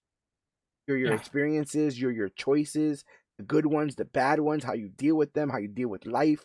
There's so much more to you than your powers. Like your powers are not a death sentence. And you need to give all that. You know, I thought they were gonna do the kind of tropey thing where like Von Kovac is watching this pep talk and that's why they get the job. Same. I was like, that's what they're gonna pan, and like Von Kovac is gonna be, like at the atrium looking out the window with everyone behind him and like that's what I thought was gonna happen. But ultimately, they end up doing a scene together, and are later escorted away from the other actors after it, and believe that they've just bombed. Like they think that they're just being pushed out the front door. Instead, Von Kovac tells them that they have gotten the roles. So Slattery is playing Barnaby, and Simon as Wonder Man. There's a moment where Von Kovac says something like, "You're really disappointed, Simon, but like, there's no fighting it. You are Wonder Man," and the look on Yaya's face that he's able to convey in that moment is just so beautiful. Like I it, got it chills you just talking about it. Like I remember that. I remember the exact scene. I was like, oh, that was a scene where I was like, this guy's he's the fucking best. He's amazing. yeah, it's like shock and elation, and there's a there's affirmation in the statement. It's Mhm. not like, oh, we casted you as Wonder Man. We would like you to play Wonder Man. It's the phrase, Simon Williams, you are Wonder Man. Like all of that through beautifully directed. And I love the lines of like, and we're gonna make the last movie ever because no one Mhm. will have the balls to make another one. absolutely hyperbole, but amazing. Like you want to talk about Yeah, like a but I creator putting the believed him. battery in the back, yeah. You want to Yeah, talk about like a pep talk kind of shit? I'm down. What are we doing? The last movie yeah. ever? Hey, Fuck yeah. yeah, Let's go. let's Like, get it. Um, and yeah, they have this wonderful moment. I think he drives Trevor back home, and they like have this like really somber like congratulations, to each other. This has been a hell of a journey, but when he leaves, Trevor is eventually confronted by damage control because he still hasn't turned Simon in. So they're like, "You're going to jail. Like we told you to do something, and then you kind of like haven't done it, or you've done it half-assed. We're just gonna kind of send you to jail if you're down with that." And he's like, "No, no, no. I got more stuff. Trust me, I'll get more stuff." And again, like every one step forward, two steps back. This guy. We jump forward in time. Did you get any sort of idea of how forward? I didn't. I'm not. I think it was like 6 months or so. I could be making that up. I could I just be like, oh yeah, because I feel like it would take a long time to film that movie, and Yeah, clearly they've done a lot of filming, or at least they've done a lot of the work to get up to filming. yeah. I I don't want to alienate my chances of being in Hollywood. I find the gopher thing a little weird. Yeah, I find like the whole like I want two kinds of bacon. Matter of fact, I don't want either bacon. It's your lucky day. You get to have the bacon that I ordered. yeah. Like Intern or it's whatever the heck is going on there. That felt very strange to me, and I don't know how Simon was supposed to come off because later on, right when he's being observed, he knows how he should come off. So are we meant to think that he's got like his head has gotten big in this, or is that just how I everyone acts and he just is trying to play on man of the people when Kathy Friedman shows up?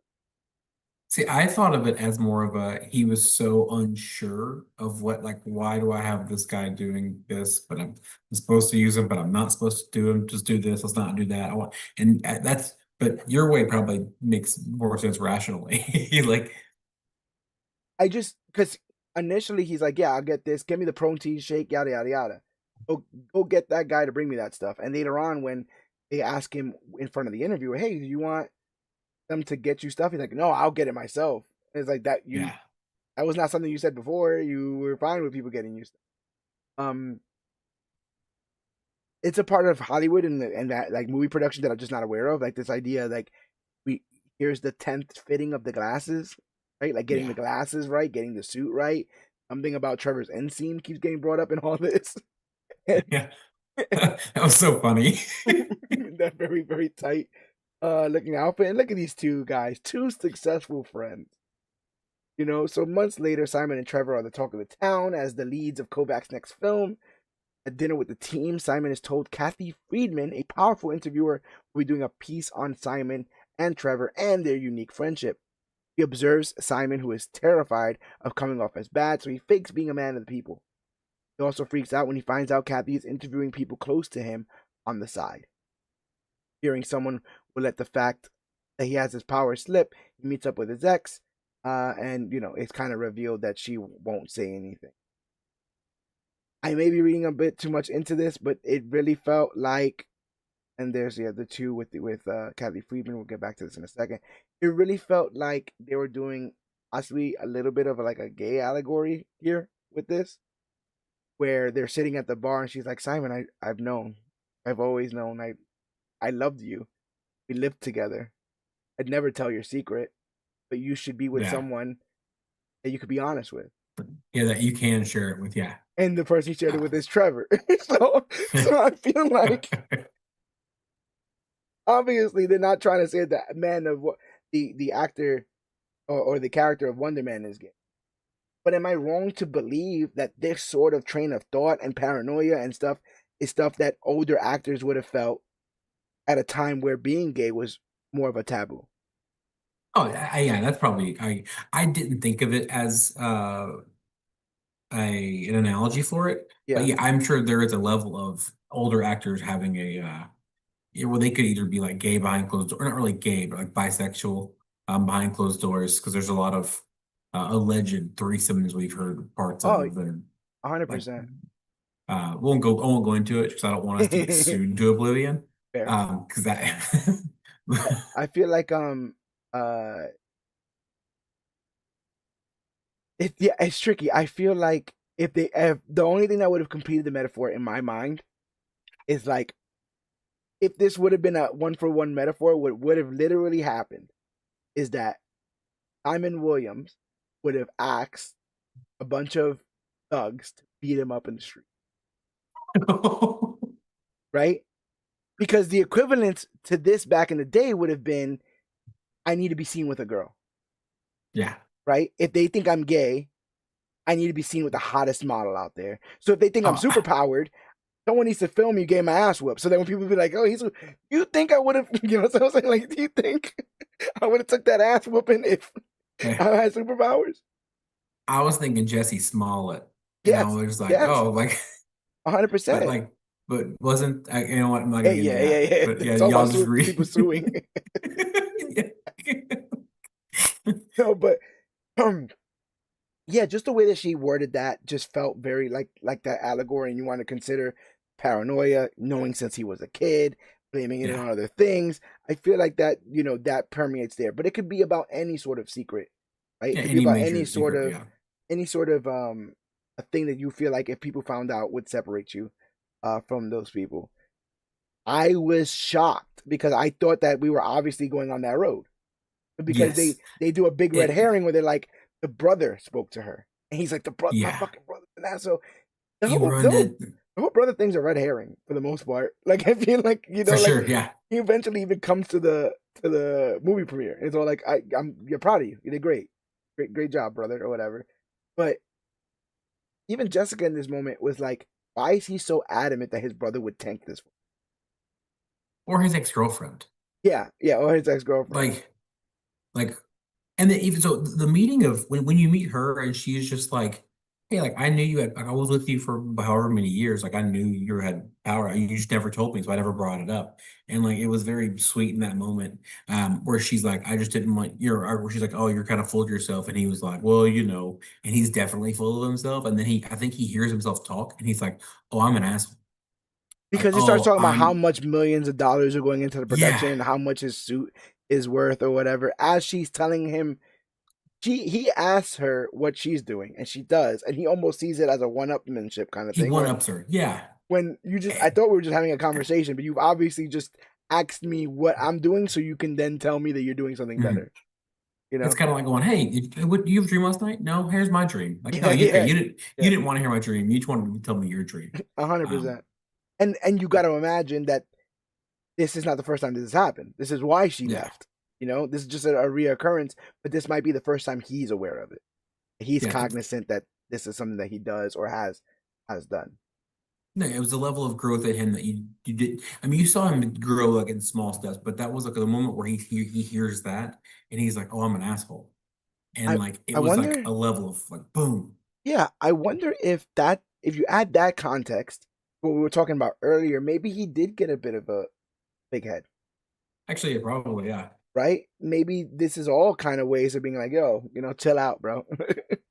yeah. um, so yeah, so I'm like, oh, they're gonna like she's gonna catch him in the bathroom, like wigging out or whatever. Like Simon is unpredictable, and there's too many ways that this secret could leak out. How how is this gonna end, right? Because the whole idea is that Kathy Friedman, um, is like the kind of I'm sorry, the kind of interviewer that can make or break careers. Yeah. I love that she does a whole thing on Glenn Howerton, who's from It's Always Sunny in Philadelphia. And at one point, he's like, "If they could take down Glenn Howerton," I'm like, like no one. I don't think people think of him in the same regards that fucking other people do. But the whole thing of like attacking the salad to see if there's like Yes, any yeah. shred of anything interesting underneath about him, but there wasn't. Fuck, so cold. Um, but once Simon figures out that okay, so he's not on the chopping block with this, it turns out Trevor is. Um, her crosshairs were on Slattery this whole time because she Mhm. knew that he was arrested at LAX and can't figure it out how he went from being in police custody as a former terrorist to being cast as one of the leads in a blockbuster film. Trevor gets flustered and storms off, and Simon follows. He asks Trevor to come clean, and when he does, it devastates Simon, as he finds out that their friendship has been orchestrated since the very beginning. Trevor pleads with him, but Simon leaves with tears in his eyes. Enraged, he unleashes his powers in an empty building, and oh, I'm a couple images away. He releases his powers in an empty building and levels it. This is one of the biggest moments in this series for me. This admission of betrayal. The only question that I have is how did he put the link that because he was working for the Department of Damage Control, he was being spied on? Because the line delivery is literally like, "Hey, did you really get arrested?" No. Well, yes, I kind of did. Well, did you make a deal? Not really. Well, yes, I did. What was it?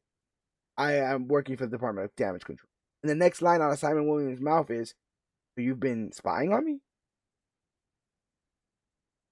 So Simon must know that like a vague familiarity of what they that do. they're looking, yeah, that he could be a wanted man of some sort. What do you think of how Yahya played this betrayal? It was great. There was a little foreshadowing in is it this episode or the episode before where they talk Mm-hmm. about how Barnaby's gonna turn on Wonder Yes. Man. Yep. And then and they both got those roles. And so once we got that, I remember going like, oh, they told us this, however long ago. How did we not see this coming? And then like, but his level of acting in this, like you could see he did a lot with just his face. Like his face is on camera and like you can see all the feelings. I made the comparison to I think it was online. Never mind. It was on online. Not in our Deadpool rewatch. Okay, go listen to that, guys. Yeah, yeah, yeah. Um, um, and then but then watching him go and like into like the building, and you could see the ray. You could again, he did so much with. There couldn't have been a ton of direction of, hey, walk over there and look angry.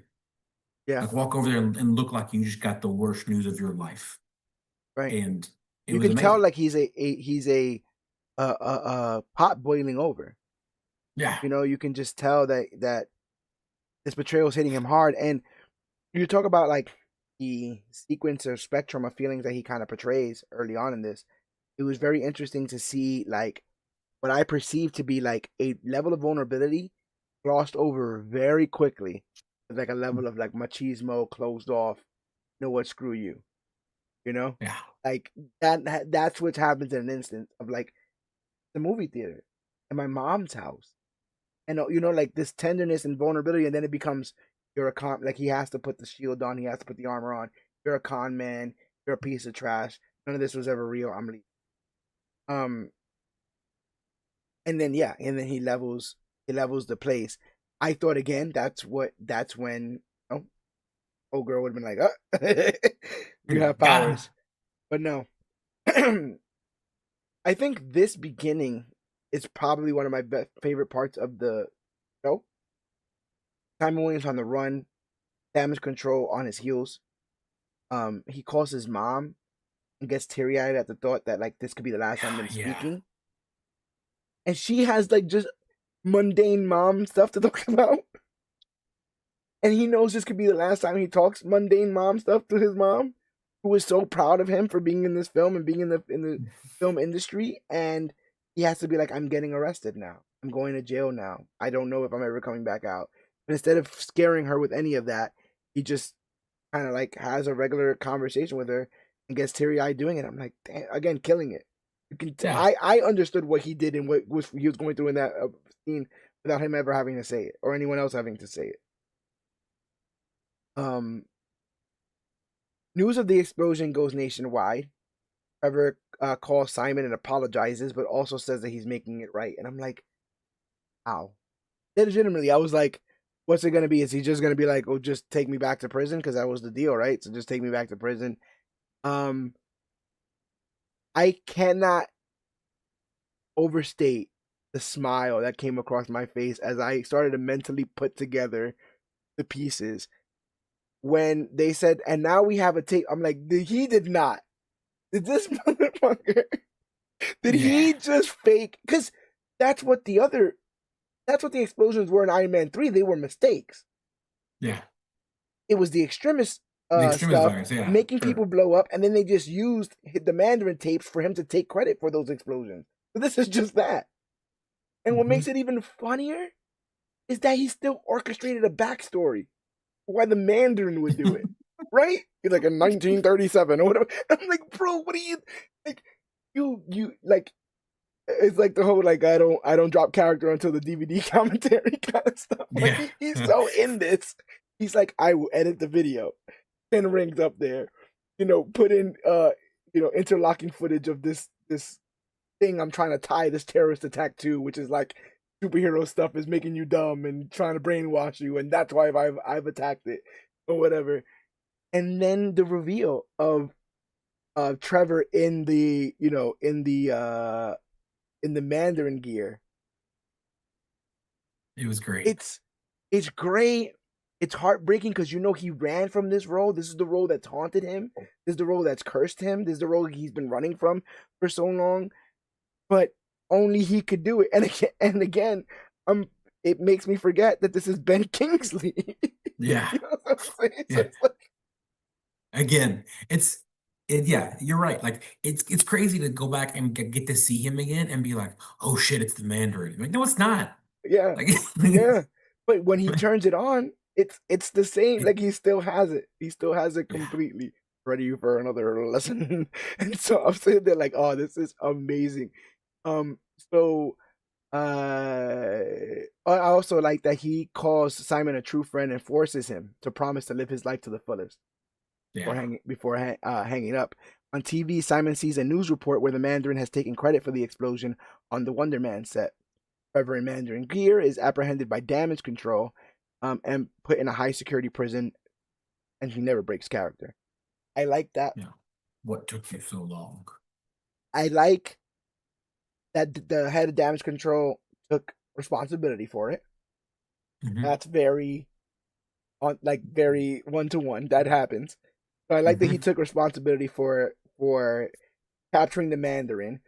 I like that he also understands that Trevor is throwing himself under the bus for Simon, Yeah. but can't admit that out loud because then it would be a failing of his position. And then the third layer, I love that he tries to bring this up to Trevor, and Trevor's like, I don't know what you're talking about. I've always been the Mandarin. That Trevor was a role, and you'll Yeah. never, and you didn't see me coming. and Yeah. I loved, and I love that too. Um, what a delight! What a Oh delightful yeah. little like a beginning here, and it just like kind of paves the way for Simon. Now powers thing he doesn't really have to worry about. But I will tell you this: I'm thinking to myself because you could go through all this, and then it's like there's no rest for the wicked because Simon's needed on set right now. Because Kovac never Hmm. misses a shooting day. And I even love how I guess it was a production assistant who tells him. I love that he's like even trepidation in telling him. Like, well, Yeah. Kovac kind of never missed a shooting day, so like I know you just witnessed Yeah. your friend Horrible confess to shit just being a happened. terrorist, but we time's a wasting kind of stuff. So um he ends up going. Simon struggles to kind of get into the spirit of all this, given everything that's going on. But then Abro is given the actual original glasses from the OG, and we find out through a flashback that that was his father's favorite part of the character was the cool red glasses, and he said he would get them if he ever could. And Simon puts them on and completely locks in. And we see the suit for the first time. I think the suit looks dope. Oh, I it think looks so the badass. I think the glasses look dope. And then of course, because my mind is 10 steps ahead, I'm like, this is cool. We see him acting. the scene that he's been kind of preparing this whole time, the betrayal of Barnaby. And of course, my thing goes, well, who is going to play Barnaby now? Because they don't make a point to talk about any of that after, right? Yeah. After Simon comes back to the set, there's no question about like, we'll need to fill that role, or we're nixing the role, or any of that kind of stuff. You don't know. And then it's revealed when you watch. So because it transitions from us watching him on set to everyone watching the film in theaters, and you see that Joey Pants is playing Barnaby. You want to talk about, that was one of the most unintentional laugh out loud moments I don't think I've ever had. Because of course it would be him. Of course he would slide his ass right the fuck back into that role. It almost makes me think that Trevor might have been a little bit right. And I also believe that Joey Pants was right, that he was showing up wasted on set all the time and probably didn't make his own favors. And I love that, like, at the end of the thing, it's not like, hey Simon, we did a great job out there. Hey Simon, you saw that chemistry of us?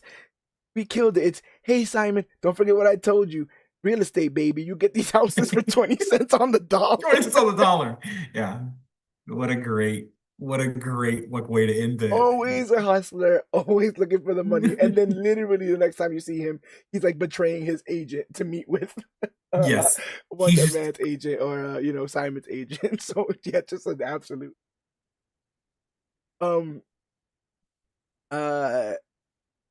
yeah. So yep, we see Simon at the film premiere with his mom, and we see that Trevor has been replaced by Joey Pants, as I mentioned before. The movie is a success, and even Big Bro Eric shows up to congratulate him. Everything seems to be coming up Simon, but he can't help but think of Trevor. And then he finds out from his agent that Trevor is in a maximum security prison. She says that he's in a place that most people don't come back from. And you can already kind of see his wheels spinning in his head. While it took me a while to figure out some of the other stuff, how long did it take you to figure out what he was going to be up to next? Almost to the next, where they showed it. Yeah. They had to out and not tell me. Like, I was like, what? Like, what are we doing here? On second watch, they spend a lot of time on it. I literally watched it before we started recording. I was finishing up my view, and it was like the final episode was like 35 minutes. Yeah. Like 20 of those minutes or that last little bit. Like, yes. And it's like, man, this is a lot for some dude. Yes. In an effort to kind of lay it out the way that it is laid out here, we just fast forward and we see that Simon is hanging out with just some dude at a bar. And he keeps saying, like, I'm getting ready for this role. I would really like to shadow you. I want to live a day in your life. I want to live multiple days in your life until I can kind of wrap my head around this character, which is Simon Williams. So there's no, the BS detector not going off there. We see him meet this man's family. We see him, they jog in the morning. They do karaoke at the bar. He lives this man's life. He knows his kids, all this kind of stuff. And then the gentleman says, hey, listen, I know you've been wanting to come to my job for a while. And I think I finally figured, I'm like, this son of a... Yeah. What a sometimes you need that commitment to the bit of giving us that elongated, like, what is it, the long con, right? Yeah. We had to see the long con in play to see how much this meant, and I think it was excellent. His secondary power might just be social engineering. Like, because remember later he called, like, in the first episode, he calls up the lady, he's like, oh yeah, sorry, I meant to book Simon Williams, but I didn't. He like completely navigates that and he nails it.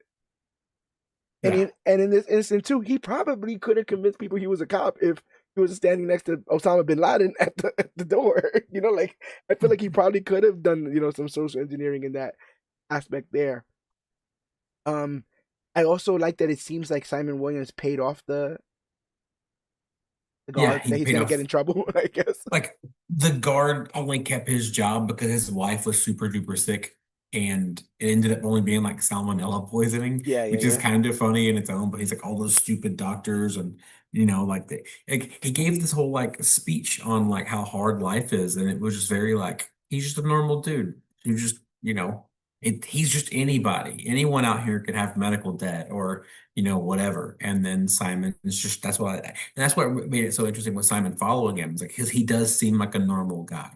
Yeah. And then even the part where like when they're jogging and he's just like, you're trying to play me, but like if you're a runner, I'm not a runner. And he was like, and Simon was like, well, isn't it worth trying? Yeah. Like trying to be a little, or I'll just break character because like you should try to be a little healthier, Yeah. like, Yeah. and he was still like, yeah, it was such a good, it was cool to see Simon not be like a weird antisocial guy Yes. and like truly be in the moment. Like you could tell there's so much growth from like the first couple scenes where we have him Yeah, to because even like you now. said, even though this is a con, he's never malicious to these people. He doesn't Yeah, take advantage at any point in time. He tells the wife it was an excellent meal. Like he minds his manners, and um, but he ends up getting brought to damage control. And he tricks the guard.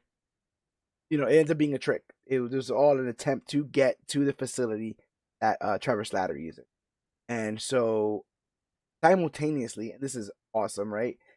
As he's infiltrating this place and walking down, you get the audio of damage control being like, "Hey, we just scanned that last explosion, and it is teeming with ionic energy. If Simon Williams is capable of harnessing and manipulating ionic energy, that makes him much more dangerous than we've ever predicted."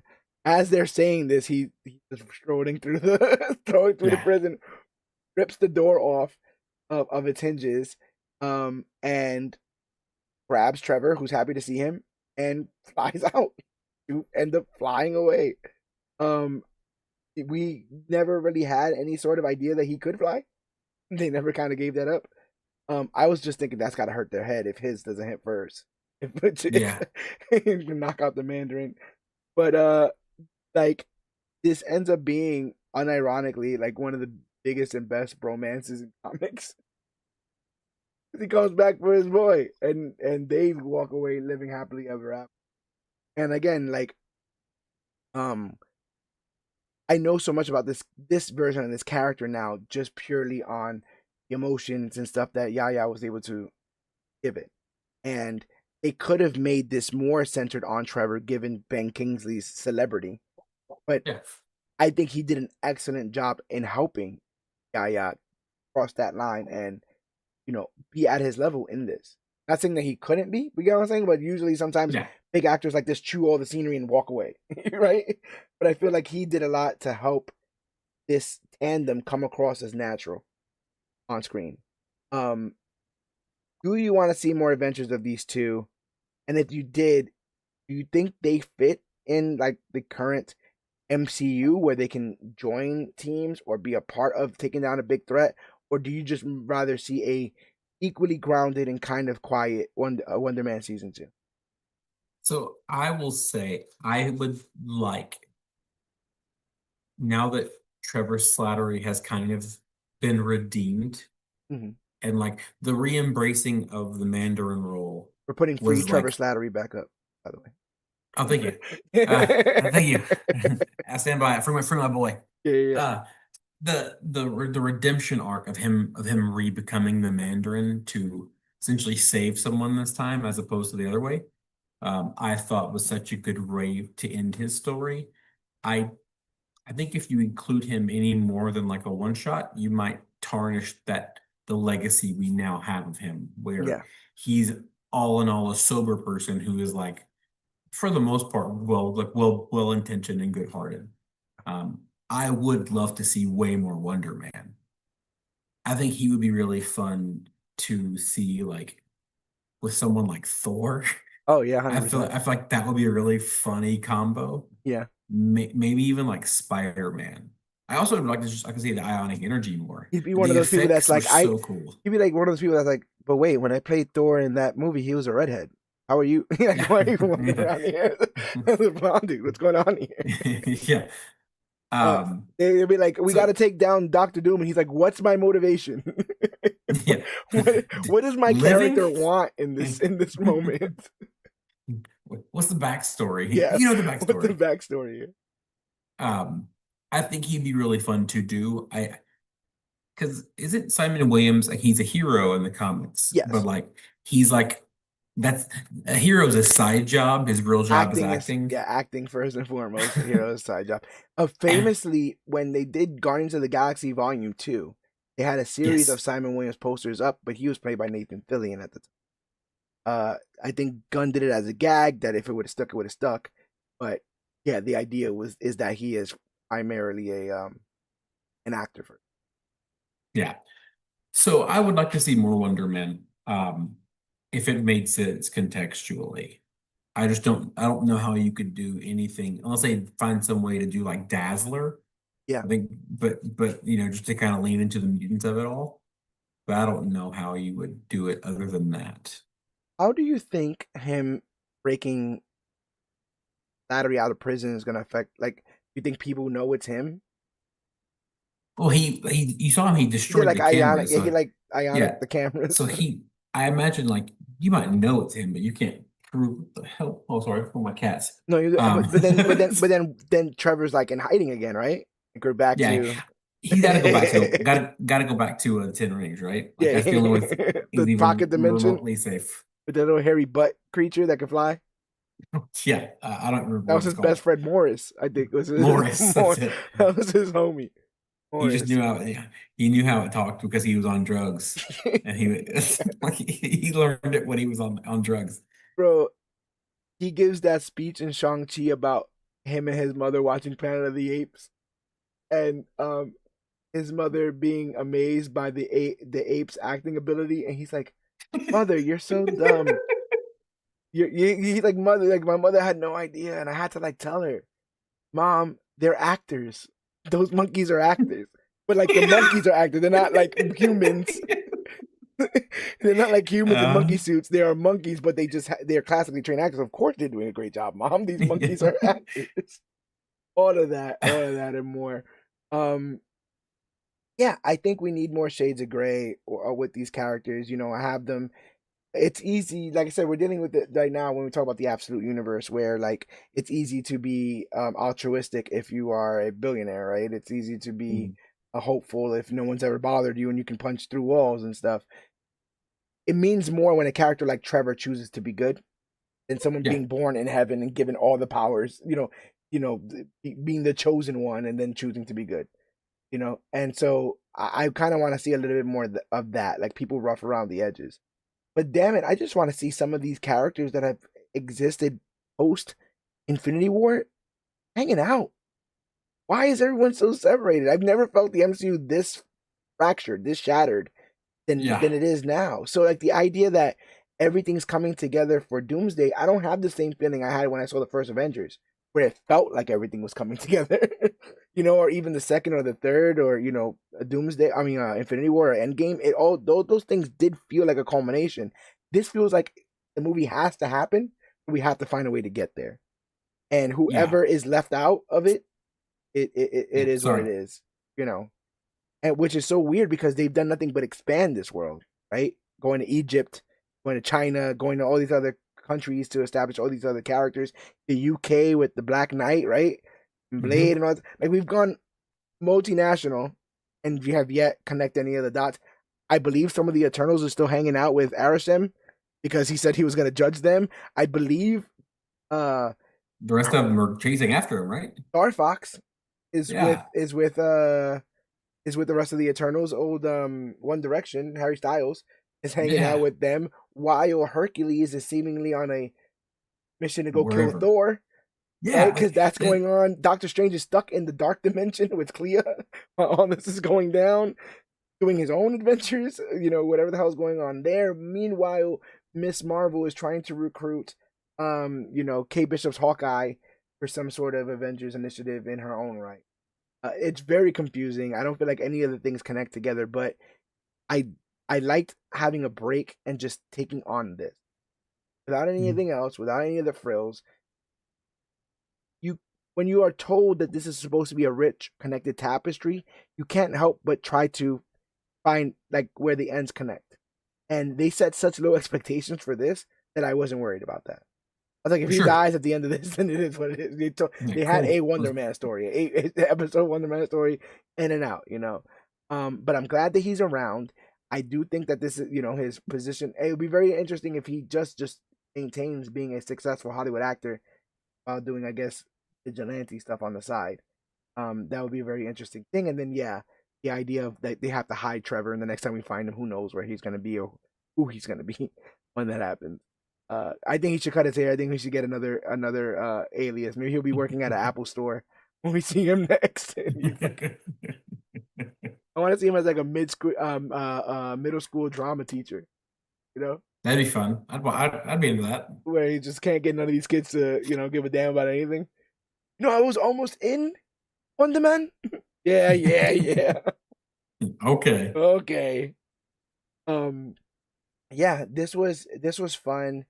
I thought it had all the right amount of momentum in it. Like I said, like you said, the doorman thing felt like uh, a shift in momentum. But I will say that it almost also felt like a good like pause point. If you couldn't just binge the entire series, you can watch the doorman episode, go take a water, collect your thoughts about how you feel about the series, and then come in for the second half of that and deal with the rest of it. I like the smaller cast. I like the smaller stories. Um, you know, I felt like sometimes Miss Marvel got a little bit too big for its Yeah. show, getting with the Jinn and then her ancestors, and then I think we went back in time to the partition for an episode, whatever like Yeah. that. So It's tough. these series, I think, are almost notorious for rushing to the ending because they've set up an amazing story, but then don't really know how to put a pin in it. And I thought that this had possibly one of the best endings of any Marvel television series. That would felt earned and felt like we got there. I didn't feel like any of this was rushed. Like I said, I it's been a while since I smiled as big as seeing Ben Kingsley put on the Mandarin stuff and look in the mirror. So even the little moment, like I mentioned before, where they give him the glasses and like, here, try this line out or whatever, and he just puts it on and becomes it. I'm like, this is so great. And he says he was sober for 13 years. Iron Man 3 came out in 2013. Yeah, So he's that makes like sense. he's counting in university, like he's been clean because his ass has been He wouldn't. He didn't have a choice. yeah, sent to You Shang-Chi. know, there's no heroin in dungeons. There is no heroin in dungeon. I yeah, I really enjoyed this. If you've been listening or watching this so far, thank you. But I think that this is something that if you haven't seen the series and you just were here to hear us chop it up, go and check it out. I think Wonder Man is worth the watch. Set your expectations low in terms of what you might perceive a superhero show should be, but ultimately, all superhero media, in my opinion, is just a spoonful of sugar that comes with the medicine of fables and more morality plays and all that kind of stuff, right? Like this is all just gussied up folklore, you know. Yeah. And so go in expecting to learn lessons about life and how to treat one another and how to treat your passions and how important family and support is and how important it is to be transparent and speak your truth, and not have to hide the kind of person that you are or hide the parts of you that you think other people won't like. I think all those messages are really, really ringing loud and clear here. I think they did an excellent job setting that up. Do you have anything left to say on Wonder Man? I think, ironically, one of the strongest things it did was not have an after credit scene. So it didn't feel like a required watching. It truly felt like it was its own little thing. Yeah, And like so they really could go anywhere with it. right. Because not having the forced like and I don't get me wrong, I still stayed and watched just in case there was one. Yeah, But like when there wasn't one, I was like, I was okay with it. Only because it's like, oh well now like I'm not going like, well, how is it gonna be to Spider-Man? How are we gonna connect, is Scarlet Witch still out there somewhere? Like yeah, how are we gonna do all this? right. It's real fun to be in its own little pocket story. It goes away, and then maybe we get more, maybe we don't. But I do know it was part of the Spotlight series, and Yes. so far none of those have gotten a second season at all. It's a one-off, and then we move on. Oh, we only have two, right? Werewolf by Night and this Echo, Echo, and Punisher said to be that, I believe. yes. So We've it's and good. we've had rumors of like Ghost Rider possibly getting something like this. Um, think even Silver Surfer was once rumored or something like that. Nova was Nova. Yes. So I'll be honest, like if you told me, hey, we're not going to give you 3 hour epics, we're going to give you, you're going to get three a year, an hour and a half long thing. You might get some other character jump in. I would be totally fine if the MCU shifted to that model going forward. Yeah, You give me one movie a year, three little spotlight things, that make it feel a little more interconnected. I'm 100% on that. yeah, Because right now, kind of like you said, with going into Doomsday, nothing feels connected. Everything feels like everyone's kind of doing their own thing. And I appreciate the idea that we're bringing back some alt Tony Stark, Victor Von Doom crossover. I'm appreciating the rumors that somehow Cap went to live in the other world and that was the Fantastic Four universe. And then he crossed back over because he knew science. I don't know, whatever. Uh, 1930 science. yeah, like I think a lot of this is really, really cool, but everything feels so separate right now that it's gonna take whatever the hell at the end of Brand New Day, which comes out in July, Yeah, to kind of fix it. But they've already kind of even said that like Brand New Day is it's supposed to be a New York story, yeah. like because he's not in Doomsday. Doomsday. Right. And then so I did unless they find a way to include Hulk and shoot Hulk out and then maybe we'll do like was it Skull, whatever the hell his son's name is or whatever. Scar, Scar, yeah. Scar. Yeah. Um, I I as you were saying, I think that's a point I didn't even think about that I think is important is the fact that this didn't have a post credit scene because they've kind of laid out a lot of false promises since mhm. Infinity War. It's a joke now how many post credit scenes led absolutely nowhere. That teased like these huge big events and connections and never went anywhere. And we don't need them. Like if you're not going anywhere, we don't need them yet. And Yeah. they've become kind of a trope of the medium. And Marvel was getting to the point where they were doing two, and one of them was always like a kind of lame joke. Yeah. That could have just been at the end of the film, or you then sat there for 5 minutes to watch, the Flurkin throw up the Tesseract, Yeah, whatever. exactly. You know what I'm saying? So it got to that point there. Say what you gotta say and go. Hmm. I'm always down for that. Say your message. Say what you gotta say. Make a point. Make media that has a point to make, and then just get out of there. You don't have to drag this out. And Daniel Destin Daniel Cretton, who did this, and who is doing one more Brand New Day. I think was recently asked if he wants to just like kind of help helm the MCU, and he's like he's down. So they might have tapped a director that might know some of this because it got the Russos because of the last couple movies. I Yeah. really wish they would have had the balls to Good figure out call. what this whole thing on their own. I think, but I also feel like the Russos possibly thought a lot more doors were opening, post them having $2 billion movies back to back, and I think they did the Gray Man, and then they did like one other thing, and then Didn't they do like a Netflix thing? Is that the Gray the Man? Gray Man was a Netflix thing, yeah, Okay. uh, with Chris Evans in it, and so they both ended up deciding that they needed each other, and I felt like they didn't. I felt like they had a lot of strong things going on and could have fleshed out a lot of these characters. If you would have done an Avengers Doomsday trailer that's like scanning across and showing me Moon Knight, She-Hulk, Miss Marvel, both Hawkeyes, I'm sitting there going, well, we getting ready. Like, Yeah. All like, right. Yeah. like I'm the in. people, but you're like, oh, remember that movie from 10 years ago? That's what, we're really trying to, not 10 years ago, but 5 years ago. That's what we're really trying to get you guys to feel. And it's like, I've moved past that. You've told me to move past it. You told me that Yeah. those things are gone and I should be paying attention to these new crop of people. I think the only, yeah, right. The And Freudian, yeah, Freudian Freudian there, slip. Yeah. Freudian. But yeah, they're gonna get me because of the Defenders. I mean, not the Defenders, the Thunderbolts, New Avengers. I Hmm. like those guys. I'll be watching for that. But yeah, I really wish they would have had a little bit more faith in all this stuff. But if their lack of faith leads to the eventual quiet drops of stuff like this is quality, and this is quality that I'm gonna remember. And some For of these sure. books, some of the one shots or miniseries that I have read do stand like this. They start and they end on their own terms. They allude to bigger things in the world, but ultimately are not groundbreaking and don't affect them. But you can still have a hell of a time just with a character and having a character study. And I do think that the strength of this series is its characters, not its plots. And so that's where they should be making their bread and butter. So I'm glad that Yaya is here, a part of this. What this all means in a world that's about to reboot.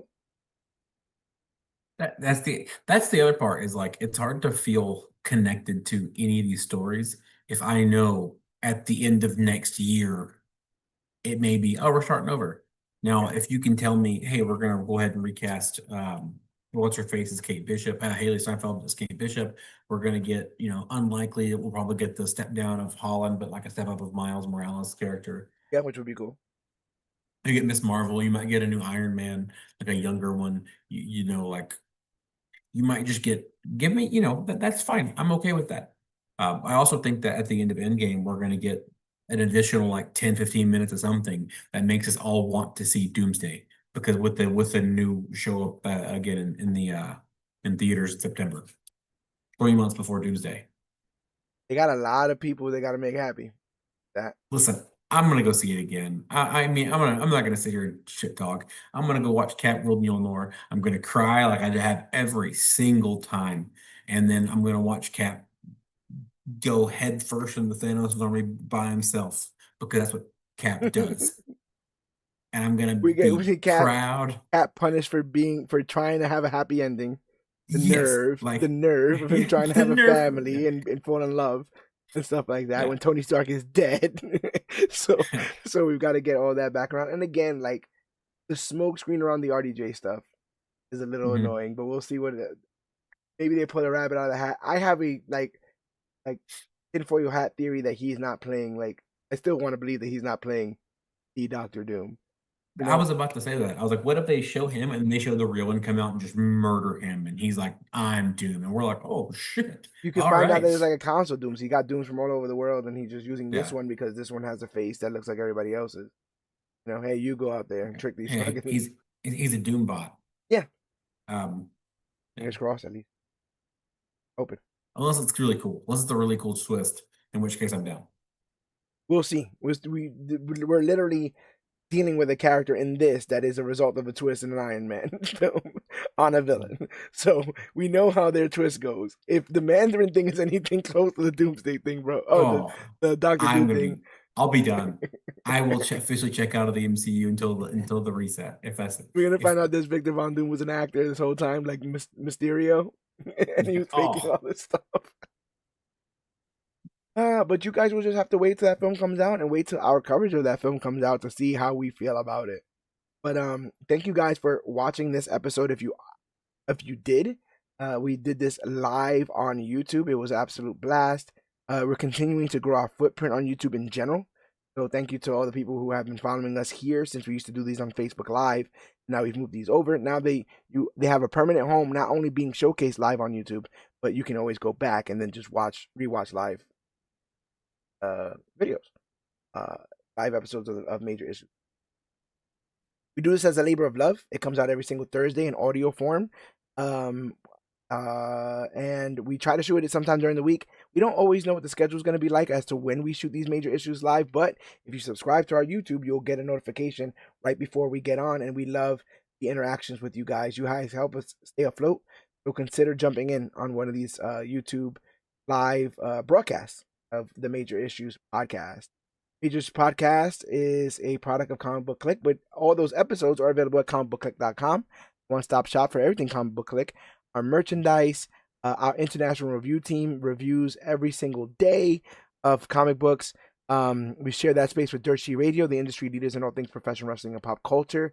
My boy Jonathan Escudero is killing it over there. They've recently got some CMLL press privileges. Absolute congratulations to that man for busting his ass over there and everyone at Dirt Sheet Radio. So congratulations to them. You can help support us by going to patreon.com/CBC Clubhouse. And for as little as 10 cents a day, $3 a month, you can help us afford the hardware and the software that we need to keep providing you guys content free of charge. We don't charge you for nothing. We have the Patreon open for you guys to support us. We have several pieces of content that release every single week, every single day. When you think about things like major hauls, major previews is on its way of coming back. We're thinking about reigniting You Should Be Reading and Five Fast Facts. We have a bunch of plans for this new version of Comic Book Click as we turn 10 years old on 420, and that wasn't by accident. So join us as we continue to move on to the future and we continue to try to do this. You literally, if you watch this on YouTube, you've seen me like literally fumbling with this and figuring this out as we go along. It's an incredibly rewarding experience because we're learning all these things to provide a better show for you guys. So hopefully you guys show up for it. We're all over Facebook. I mean, we're all over social media, facebook.com/comicbookclick, Instagram at comicbookclick, and you can use that hashtag comicbookclick. We'll talk about the newest, hottest, latest, and greatest things to come to comic books and comic book media. We're at Major Issues CBC on Twitter, at Major Issues CBC on Twitch. We're at Blue Sky. I can never remember. It's like bluesky.sky.social. Whatever. But look up Comic Book Click. We're on there too. I'm having arguments with strangers on Threads over Green Lantern, so you can go ahead and check out me over there. That's been fantastic, as people call me all sorts of names. That's been really, really fun. But yeah, we're all over social media. We're doing great. Our numbers are doing great, and so is the engagement that we've been dealing with. So get on the bandwagon before the bandwagon gets full. Like I already mentioned, we got some big interviews coming up as part of the Major Discourse series. We're gonna be killing it with Major podcast as we get into things like you said before, Spider-Man Brand New Day, Supergirl, and then Doomsday later on this year. Not to mention all the series that are coming out, like The Boys, Invincible, that we're hoping to do a watch party for. Every single major release, we're looking to doing something really cool. You guys need to kind of link up with us, follow us, follow our journey to figure out all the cool stuff that we got planned for the future. And tell a friend to tell a friend. If you can't give us any money, if you can't buy any merchandise from us, I completely understand. But the freest thing in the world is word of mouth. So tell somebody who you think might enjoy this kind of coverage. Because I do believe that we are providing excellent coverage when it comes to this kind of stuff. We just need to find our audience. You guys have been trickling in, and I love it. This is a labor of love from everyone involved, and it makes us happy to do it. So thank you guys for your support, and thank you for allowing us to do it. Asa, if you want the people to find you, where could they find you? You can find me on Instagram and oh my goodness, Threads. All of those are absolutely Asa. Asa is spelled ASA. You can find me on Twitch at Absolute Asa. It will be Absolutely Asa. There was a miscommunication in the initial setup of all this, even though it's just me. Or you'll see me doing on the Comic Book Click stuff. So drop in, say hi, give me a follow, give me a like. Let's follow Doge and let's go to the moon. You know what I'm saying? Yes. Join us as we binge watch the future. Sound like some before we got off of here.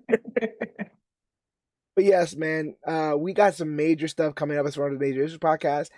We're gonna cover BVS 10 years later. Boom. Yeah, look at that face. Look at that face. Oh my God. We can just take the week off. How does it look? How does that whole universe look 10 years later with this film, we'll be covering the Annihilation Wave. The Annihilation comic, which is a tremendous cosmic Marvel story that fleshes out characters like Drax, Thanos, and Richard Rider, aka Nova, and Star-Lord. Really, really cool stuff there. So yeah, man, we got some really, really cool stuff coming up. Check us out at comicbookclick.com. Check out the Major Issues podcast and follow us wherever we are, as we're gonna be there. We're always starting the party. So yeah, don't bring the cake, but don't forget the cream. You'll get mad about that apparently. Yeah. But I think there's nothing else left to say. But my name is George Serrano, aka the Don. Absolutely, Asa.